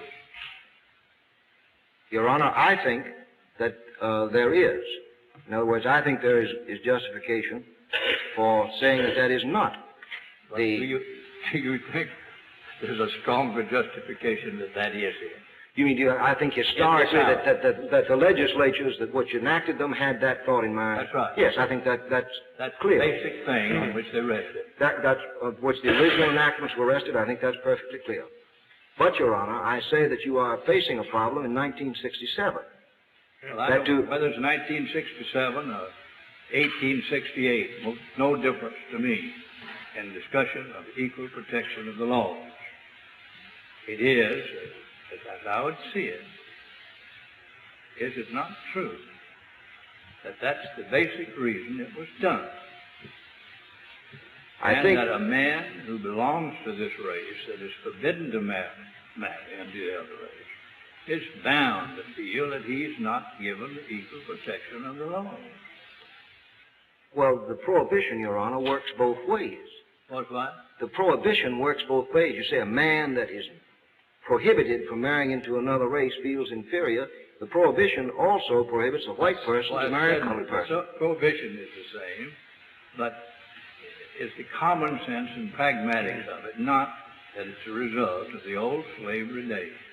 The motivation. And the old feeling that the white man was superior to the colored man, which was exactly what the 14th Amendment was adopted to prevent. Your Honor, I think it is clear that the motivation of the earlier statutes, if you, by the motivation you undertake to analyze the feelings of the individual members of the legislature that were responsible for the adoption of the statutes, I think that is correct. But I do not see how that can affect the constitutional problem which is presented to this court, where an enactment of the General Assembly of Virginia is on trial, in which we submit was beyond the scope of the 14th Amendment as a first proposition, and as a second proposition, even if it wasn't beyond the scope of the 14th Amendment and is subjected to due process and equal protection tests, it is a justifiable regulation in view of today's evidence on the point. Well, I wonder, Mr. McIlwaine, if it does work equally as against both. Now, as counsel pointed out, it prevents, it keeps the white race, as you would say, pure, but does it keep the other races that way? You don't have any prohibition against a Negro marrying a Malay or a Mongolian? We don't have any prohibition against anyone in Virginia, so far as these statutes are concerned, marrying a Mongol or a Malay. Well, I know, but if it's to preserve the purity of the races, why aren't they as much entitled to have the purity of their races protected as the white race? They are, Your Honor, and how can you? What prohibits it under Virginia law? What prohibits a Negro from marrying an Indian? What prevents a Negro from marrying a Japanese or a Malay? There's nothing. And there's nothing that prohibits the whites either. Beg pardon? There's nothing that prohibits the whites either. As I've undertaken to say, Your Honor, that Virginia's statute deals with Virginia's situation. The Western statutes, where the racial classification of a state may be one-third Caucasian, one-third Negro, and one-third Oriental, those statutes deal with that problem. But the Virginia problem is not presented. It does not present any question of any social evil with which the legislature is required to deal resulting from interracial marriage between Negroes and Malays or whites and Malays, because there is no significant population distribution to that extent in Virginia. I understood from the brief of Mr. Marutani that there are 1,750 Japanese in Virginia, according to the last census. I do not say that this is not so. Well, do we deny equal protection to them? No, sir. That's sort of a racial composition, Your Honor, which constitutes less than 1/4 of 1% does not present the probability of sufficient interracial marriages and sufficient difficulty for the legislature to be required to deal with it. The legislature in this statute has covered... You mean in principle, because there are only a few people of one race in Virginia, that Virginia can say they have no rights? It isn't a matter of saying that they have no rights, Your Honor. It's a matter of saying that they do not present a problem. They don't have the same rights as the other race, the white race, to keep their race pure. We simply say that in Virginia, that segment of the population does not present a problem which we are required to deal. The justification for these statutes... Because you haven't got enough of them. Is that all? That is correct. Yes, sir. Well. And on that point, we've said that this Court has clearly said that a statute is not unconstitutional simply because it does not reach every facet of the evil with which it might conceivably deal. Suppose in Virginia there were no Japanese. Would a statute be unconstitutional? Suppose that Virginia's population was entirely 100% white or colored, in any proportion you want, but there was no Japanese in Virginia. Would a statute which did not undertake to regulate marriages between Mongols or Malays or Japanese be unconstitutional simply because it didn't regulate a relationship which doesn't even exist under Virginia law? Now, the fact that there are only a few does not, you cannot inflate this minority group into constitutional significance when you're talking about the legislature dealing with the problems with which it is likely to be faced. The statute doesn't have to apply with mathematical nicety. It is sufficient if it reasonably deals with what the legislature can reasonably apprehend to be an evil. And with 99% of the population in Virginia in one of these two races, the danger of interracial marriages so far as Virginia is concerned is a danger of marriage between white and colored, not the danger of marriage of either the white or the colored with races which for all intents and purposes hardly exist. As one of the text writers which they have cited in their brief, Mr. Appelbaum, in a treatise entitled Miscegenation Statutes, a Constitutional and Social Problem, which is probably the most balanced analysis of these statutes that we have found, says this: coverage of other races in the South is hardly necessary since they scarcely exist. And surely this is true under equal protection clause. The legislature of Virginia is not required to foresee that someday there may be in Virginia a significant population of another racial group which may require Virginia to deal with that problem. There are a lot of Indians in the South, aren't there? In the South generally, yes. More in the Midwest, I think. This man says there weren't. Very, very few in Virginia. As I say, the statistics show that all other races combined outside of white and Negro constitute less than 1/100% of Virginia's population, according to the 1960 census. And those figures have not varied more than 1 or 2% from the 1950 population figures.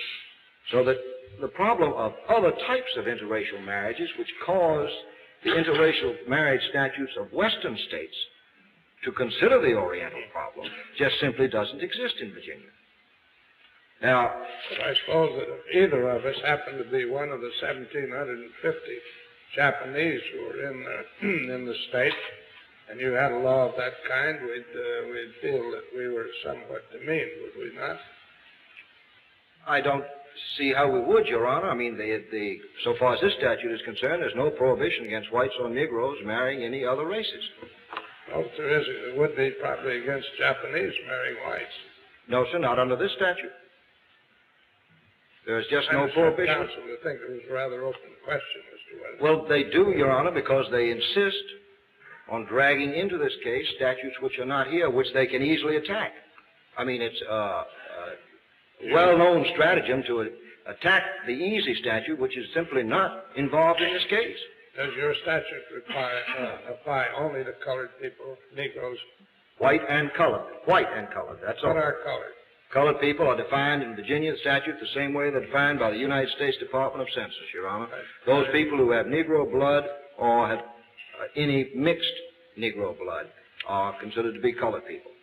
The Virginia statute says it does apply, doesn't it, to American Indians? If anyone has more than 1/16 of Indian blood in them, it applies to him, doesn't it?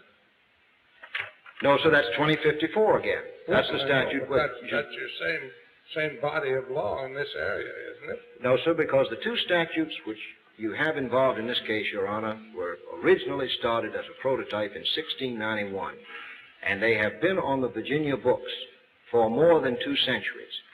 The law to which they refer, the law growing out of what they call the hysteria of the 1920s, is an entirely separate law which was designed to preserve the purity of the white race.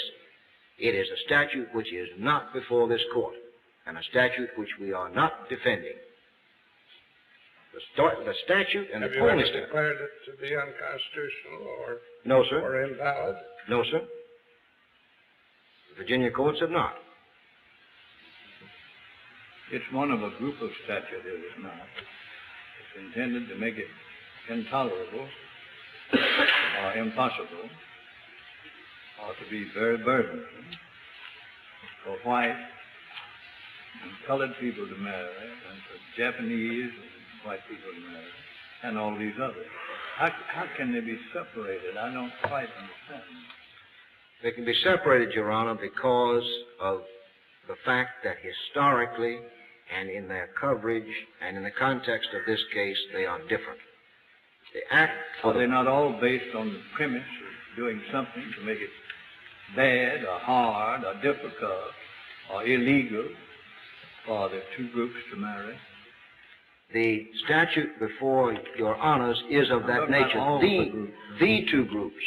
But the statute to which they refer, which is not mentioned in the Virginia opinion, which has never been applied to them, which is not now applied to them, and which this court, we respectfully submit, cannot possibly reach, is a statute which forbids a white person to marry any other than a white person. What effect does that have on a white person and a colored person It who married in New York and moved to Virginia to live? A white person and a colored person who married in New York and moved to Virginia to live under that statute would not be their marriage would not be recognized in Virginia under that statute or under this statute. Under Virginia law. Under Virginia law. So that they would be living in adultery.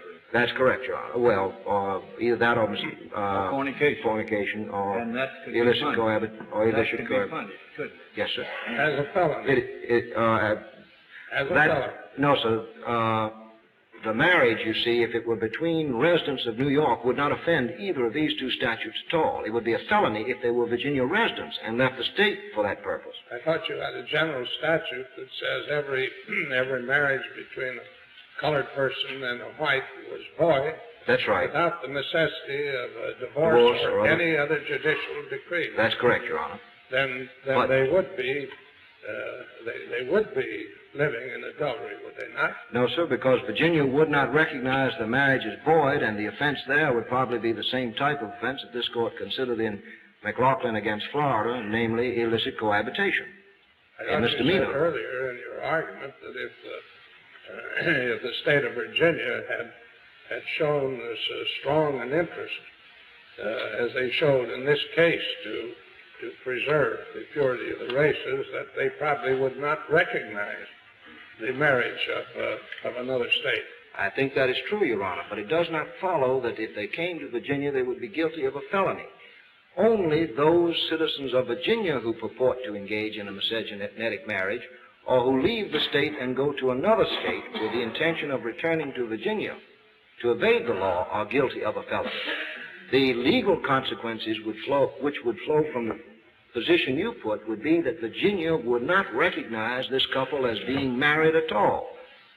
They would not violate it. Therefore, they'd fall under the law, is what they are. Therefore, they would fall under the misdemeanor statutes, I believe it is, Your Honor, forbidding illicit cohabitation. Not under this. It would be criminal. It would be criminal. Yes. Yes. But I thought you had a statute which said that cohabitation between whites or between Negroes was only a misdemeanor, but that if it was between white and Negro, it was a felony. No, sir, that's the Florida case. Beg pardon? That is the Florida case which the court considered. In Virginia, the law is just a simple, non-racial illicit cohabitation statute. In the brief on behalf of Appellant, and with this I will move to a conclusion. An article is cited which, as I say, we think it to be the best balanced of the authorities investigating this problem. I suppose that in reading from it, I can summarize best the results of an investigation of the materials which are available and a characterization of those materials.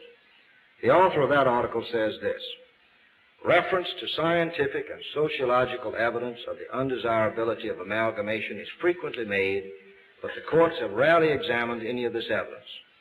The California court in Perez made the first real inquiry into the evidence and found that the weight of the evidence refuted the view that the Negro race or the progeny of interracial marriage is inferior. It is not the purpose of this article to reach any conclusion regarding the available scientific data on the results of miscegenation. It will suffice to indicate by a brief survey of the materials that there may arguably be sufficient evidence on both sides of the controversy to afford some basis for a legislature to take either side. He goes on, a large number of studies and research projects have concluded that miscegenation is undesirable. He points out that Justice Schenck, dissenting in Perez, cited 10 authorities, one of which itself cited 10 additional authorities, which would support a legislative finding that amalgamation of the races is inimical to the public welfare. He says that these studies were frequently made by notable scientists and have reached that conclusion. He then goes on and says the authorities finding that interracial intermixture has no harmful effects are also quite numerous, and he considers the authorities available on that point, including the UNESCO statement. And he concludes, nonetheless, there is still considerable debate in comparatively recent studies as to the desirability of racial intermixture. Thus, even today, our legislature can find some scientific support for the position that miscegenation should be banned. He then goes on to say that, of course, the sociological evidence is even more persuasive in support of a policy against miscegenation. And in a later portion of the article, he takes the position that even if the presumption of the validity of the statute should be reversed and the state were required to carry the burden of justifying the statute as a piece of social legislation, he says that the social harm argument would present a closer case. He said, but again, it is not likely that the state could prove that the social difficulties of the children of miscegenous couples are exceptional enough to overcome a presumption against racial categorizations. He's assuming here that the presumption is against the state. Concrete evidence of the effect upon such children would be difficult to obtain, particularly since miscegenation is not widespread. The state, then, could not present any definite estimate of the potential of the evil it is attempting to prevent. A state might produce a strong case by investing in research, but that would involve considerable time and expense. Now, of course, we say it involves no time, and the expense is simply an expenditure of $10. The study which he is suggesting could be made to enable the state to carry the burden of justifying the statute, even if the burden were upon the state, has already been made, and it was rolling off the presses even as Mr. Applebaum wrote this article. There is no reference in that. Assuming Mr. McIlwaine that is correct in his scientific findings, does he equate any of those things to the rights of people under the 14th Amendment, the equal protection of the laws? Yes, indeed, Your Honor. He does that. On both sides of the question. Yes, Your Honor. He argues a He argues both sides of the question. Is he a legal writer? Yes, Your Honor. The gentleman in question is a member of the Bar of the District of Columbia, an associate of Covington, Burlington, Washington, a B.A. at Yale University, and an LLB at the Harvard Law School. He concludes, or I would assume he concludes, that it is necessary for the court to reverse the presumption in favor of the legislation to be a presumption against the legislation for these statutes to be declared unconstitutional. If the presumption in favor of the legislation is permitted to prevail, then there is arguable evidence on both sides of this question, and the court is not justified in overturning the legislative determination on this point. If the presumption is against us, we say that despite the fact that this article would seem to indicate that the state couldn't carry the burden, he said the particular difficulty would be in the absence of evidence of a sociological nature, which we say is now at hand, and which clearly shows that the state has a justifiable and overriding interest in preventing interracial marriages. Of course, we go fundamentally to the proposition that for over 100 years since the 14th Amendment was adopted, numerous states, as late as 1956, a majority of the states, and now even 16 states, have been exercising this power without any question being raised as to the authority of the states to exercise this power.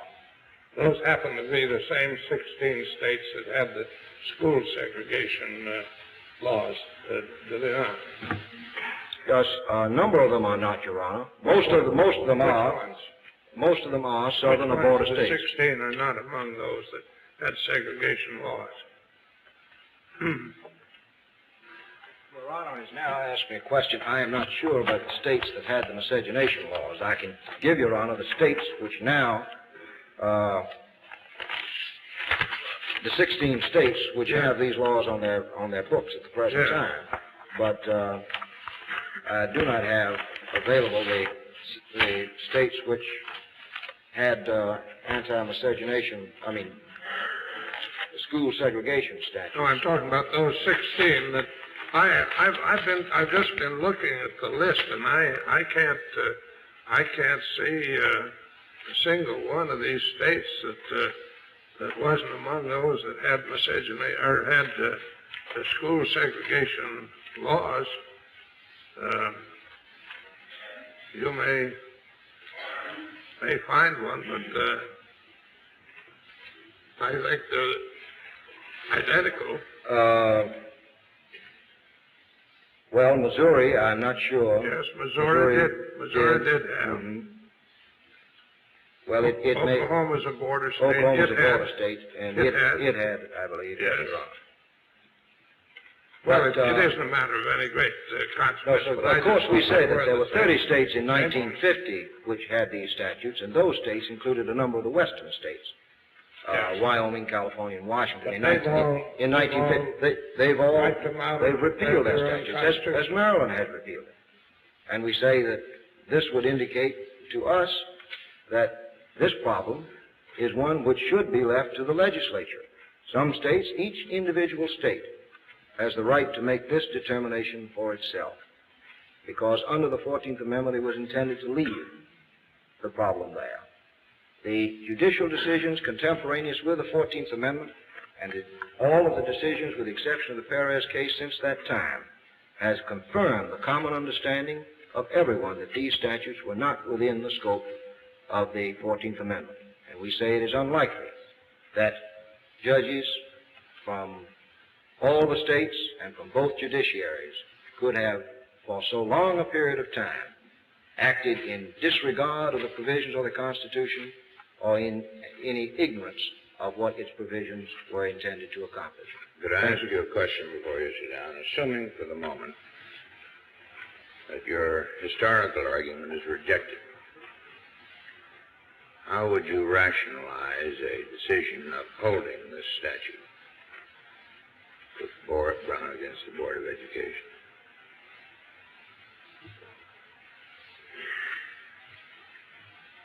You mean rationalize a decision upholding this statute? Upholding this statute, assuming now that your historical argument is rejected, and I'm expressing no view on that or intimating no view whatever. But starting from that premise, how would you rationalize a decision upholding this statute with Brown against the Board?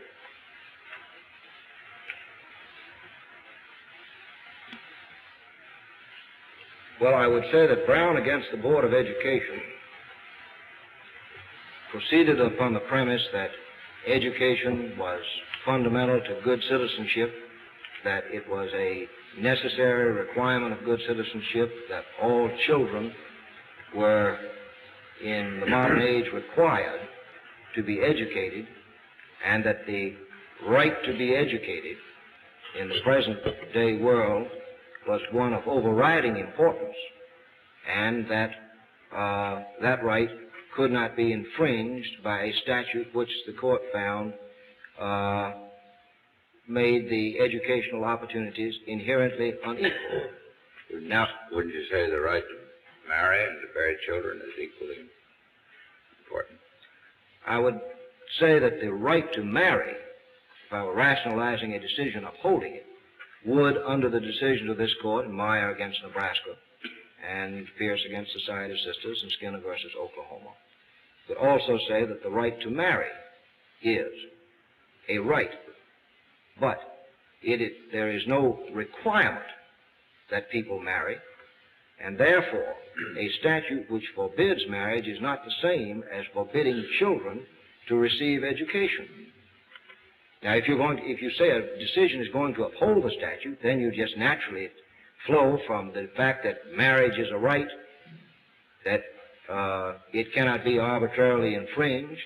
Then if you make the statement that any racial classification necessarily infringes the right, then you have a decision, of course, which would be consistent with Brown against the Board of Education, if you take that view. But in that case, you do not come to the proposition of the power of the state to forbid interracial marriages and the interest of the state in doing so on the basis of the valid scientific evidence that exists on the detrimental effects of interracial marriage. I don't see how you can start with a right and come to the proposition that the state statute infringes the right unless you exclude the evidence which tends to show that the statute in question is rational, because even rights, the right to marry, is subjected to reasonable limitations by the state, has always been. Polygamy statutes have never been questioned. Incest statutes have never been questioned. They have, in fact, been specifically upheld. And upheld against a charge in Reynolds against the United States that the person convicted there had a religious duty to marry. Not that he had a right to marry. His religious tenets as a Mormon required him to marry. And this court held that the fact that his religious tenet required him to do so did not prevent him from being convicted criminally for engaging in a polygamous marriage. So you can't reach the conclusion that this statute infringes a right under the 14th Amendment without examining the evidence on behalf of the state to show that the infringement is a reasonable one. Just as reasonable, as far as we can determine, there's far more evidence of the reasonableness of a ban against interracial marriage than there is against polygamous or incestuous marriages, so far as the scientific proposition is concerned. But I cannot conceive of this court striking down a polygamy or incest statute on the basis of scientific evidence. And I submit that it would be no more appropriate for this court to invalidate the miscegenetic statute on that basis. Mr. McIlwaine, didn't we in the segregation cases have also argued to us what was supposed to be scientific evidence to the effect that the whites would be injured by having to go to school with the Negroes? Your Honor, Isn't that the same argument you're making here? Yes, sir, it is. But it is being made in a context in which the evidence in support of the proposition is existing evidence, which is voluminous in its character, and which supports the view not of racial superiority or inferiority, but a simple matter of difference, that the difference is such that the progeny of the intermarried are harmed by it, and that the divorce rate arises from the difference, not from the inferiority or superiority of either race. Thank you, Mr. Chief Justice. Yes,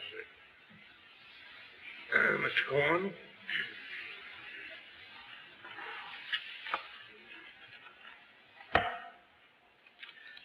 May it please the court, the state has made a strong argument in favor of the court limiting its decision to sections 2058 and 2059, but has very, very carefully avoided the fact that 2058, which is classified as an evasion statute, is much more than that. 2058 cannot exist without 2054 because it refers to a white person. And there is nowhere else in the Virginia Code that a white person is defined other than in section 2054, which is the general ban on interracial marriages. So if he says that 2058 and 59 are before this court, it is absolutely necessary that 2054 also be considered, because 58 and 59 could not stand without the definition in 54. In addition, the definition of colored person appears in Section 1-14 of the Virginia Code, and similarly is here involved. These are the very minimum number of sections which could possibly be involved. But we go further. When the Racial Integrity Act of 1924 was passed, it was passed as a single act with 10 sections. It is true, and we do not argue with the state, that 2058 and 59 were sections which had pre-existed the Racial Integrity Act of 1924 and were just added on with the other sections. But it was part and parcel, one act.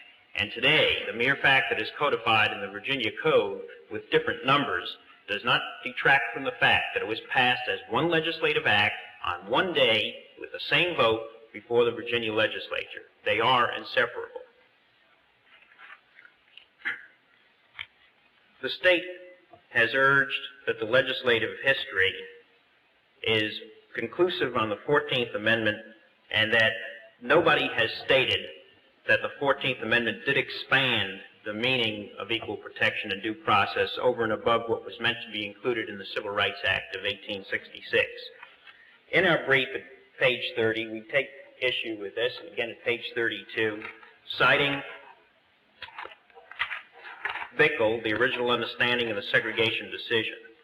And we go on to say, referring to the Bickle work, that a correct appraisal of the legislative history of the broad guarantees of the 14th Amendment for purposes of constitutional adjudication is that they were open-ended and meant to be expounded in light of changing times and circumstances. On page 32, we indicate that the Bickle article has concluded that the principle of the Brown case should control the constitutionality of the miscegenation laws. This is in the Bickle article, The Least Dangerous Branch, at page 71, published in 1962. This is a definitive work, and this is a study of the legislative history of the 14th Amendment that has reached the very conclusion that the state would have us believe nobody can reach.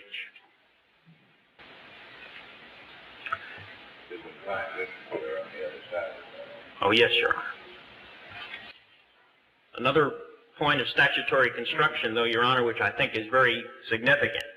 If the framers had the intent to exclude anti-miscegenation statutes, it would have taken but a single phrase in the 14th Amendment to say excluding anti-miscegenation statutes. The language was broad, the language was sweeping, the language meant to include equal protection for Negroes. That was at the very heart of it. And that equal protection included the right to marry as any other human being had the right to marry, subject to only the same limitations. The state has said that the amount of persons other than Negroes and whites involved is very insignificant and very small. Well, this is the first Negro-white miscegenation case in Virginia to come to the Supreme Court. It is the first Negro-white miscegenation case to go to the Supreme Court of Appeals of Virginia.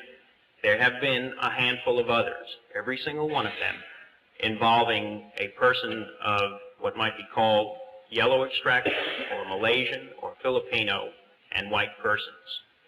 So to say that the problem itself is insignificant in Virginia is not at all true, is reflected in the actual case law in Virginia. The case of Calma versus Calma involved a Filipino. The case of name versus name involved a possible Oriental whose background was not exactly clear from the record.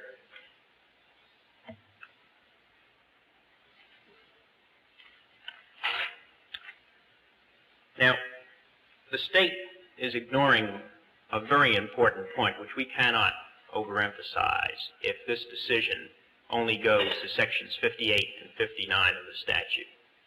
And that is the right of Richard and Mildred Loving to wake up in the morning or to go to sleep at night, knowing that the sheriff will not be knocking on their door or shining a light in their face in the privacy of their bedroom for illicit cohabitation. If 58 and 59 are found unconstitutional and 54 is allowed to remain on the books, That is precisely what can happen. It will be an exact repetition of what in fact did happen to them, and this court will not have given the Lovings the relief they require. The Lovings have the right to go to sleep at night, knowing that should they not awake in the morning, their children would have the right to inherit from them under intestacy. They have the right to be secure in knowing that if they go to sleep and do not wake in the morning, that one of them, a survivor of them, has the right to Social Security benefits. All of these are denied to them, and they will not be denied to them if the whole anti-miscegenation scheme of Virginia, sections 20 through 50 through 20-60, are found unconstitutional.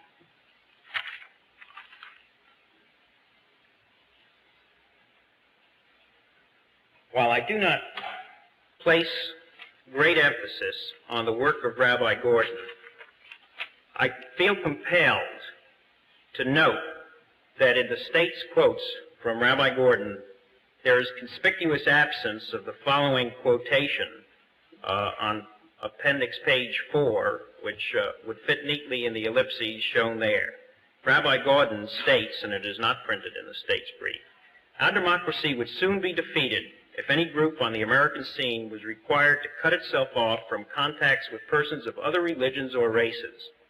The segregation of any group, religious or racial, either voluntarily or involuntarily, is unthinkable and even dangerous to the body politic."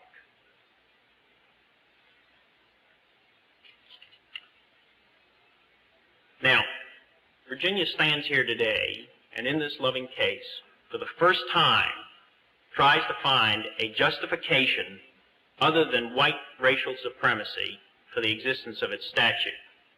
Mr. McIlwaine is quite candid that this is a current-day justification, not the justification of the framers. On the one hand, I see a little dilemma here. He asks that the court look to the intent of the framers of the 14th Amendment, but to ignore the framers of the 1924 Act to preserve racial integrity in Virginia. It is not a dilemma I would like to be in.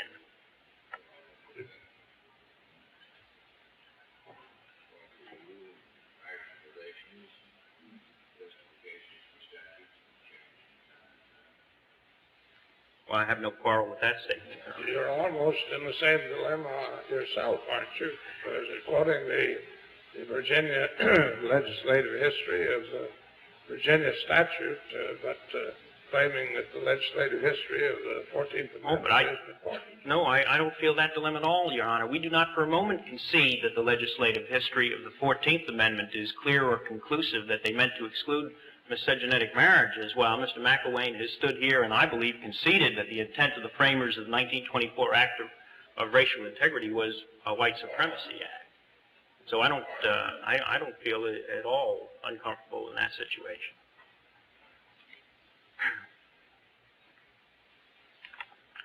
Now, on the one hand, the state urges that it is not necessary to prohibit or for the statute to go against smaller minority groups that exist in Virginia. And I say, then why have they taken the trouble in Section 54 to prohibit marriages between whites and Malaysians or whites and anybody else? The fact of the matter is that it is important in the statutory scheme of Virginia to discriminate against anybody but white people.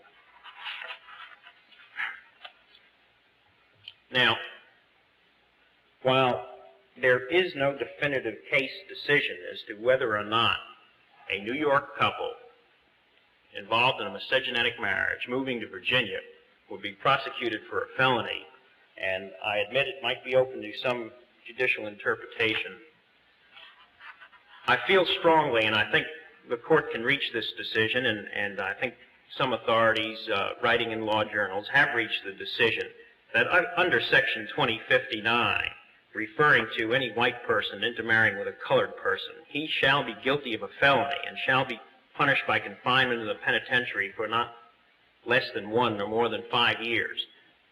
I don't see how there's any doubt, appearing in the very same Racial Integrity Act of 1924, 5 sections after the act, which says it shall hereafter be unlawful for any white person in this state to marry any save a white person. I don't see how it is possible to conclude that even a New York couple would not be prosecuted for a felony in Virginia. In any event, the state has conceded that they certainly would be guilty of a crime, that of illicit cohabitation, and has left the rest open. We argue that certainly that there is no doubt that there are some prosecutors at the lower trial level, some places in Virginia, that would have no compunction whatsoever in going ahead and prosecuting under 59 as a felony couples moving into the state involved in a miscegenetic marriage. Not to our knowledge and to our research, Your Honor. I believe some of the northern states did, Your Honor.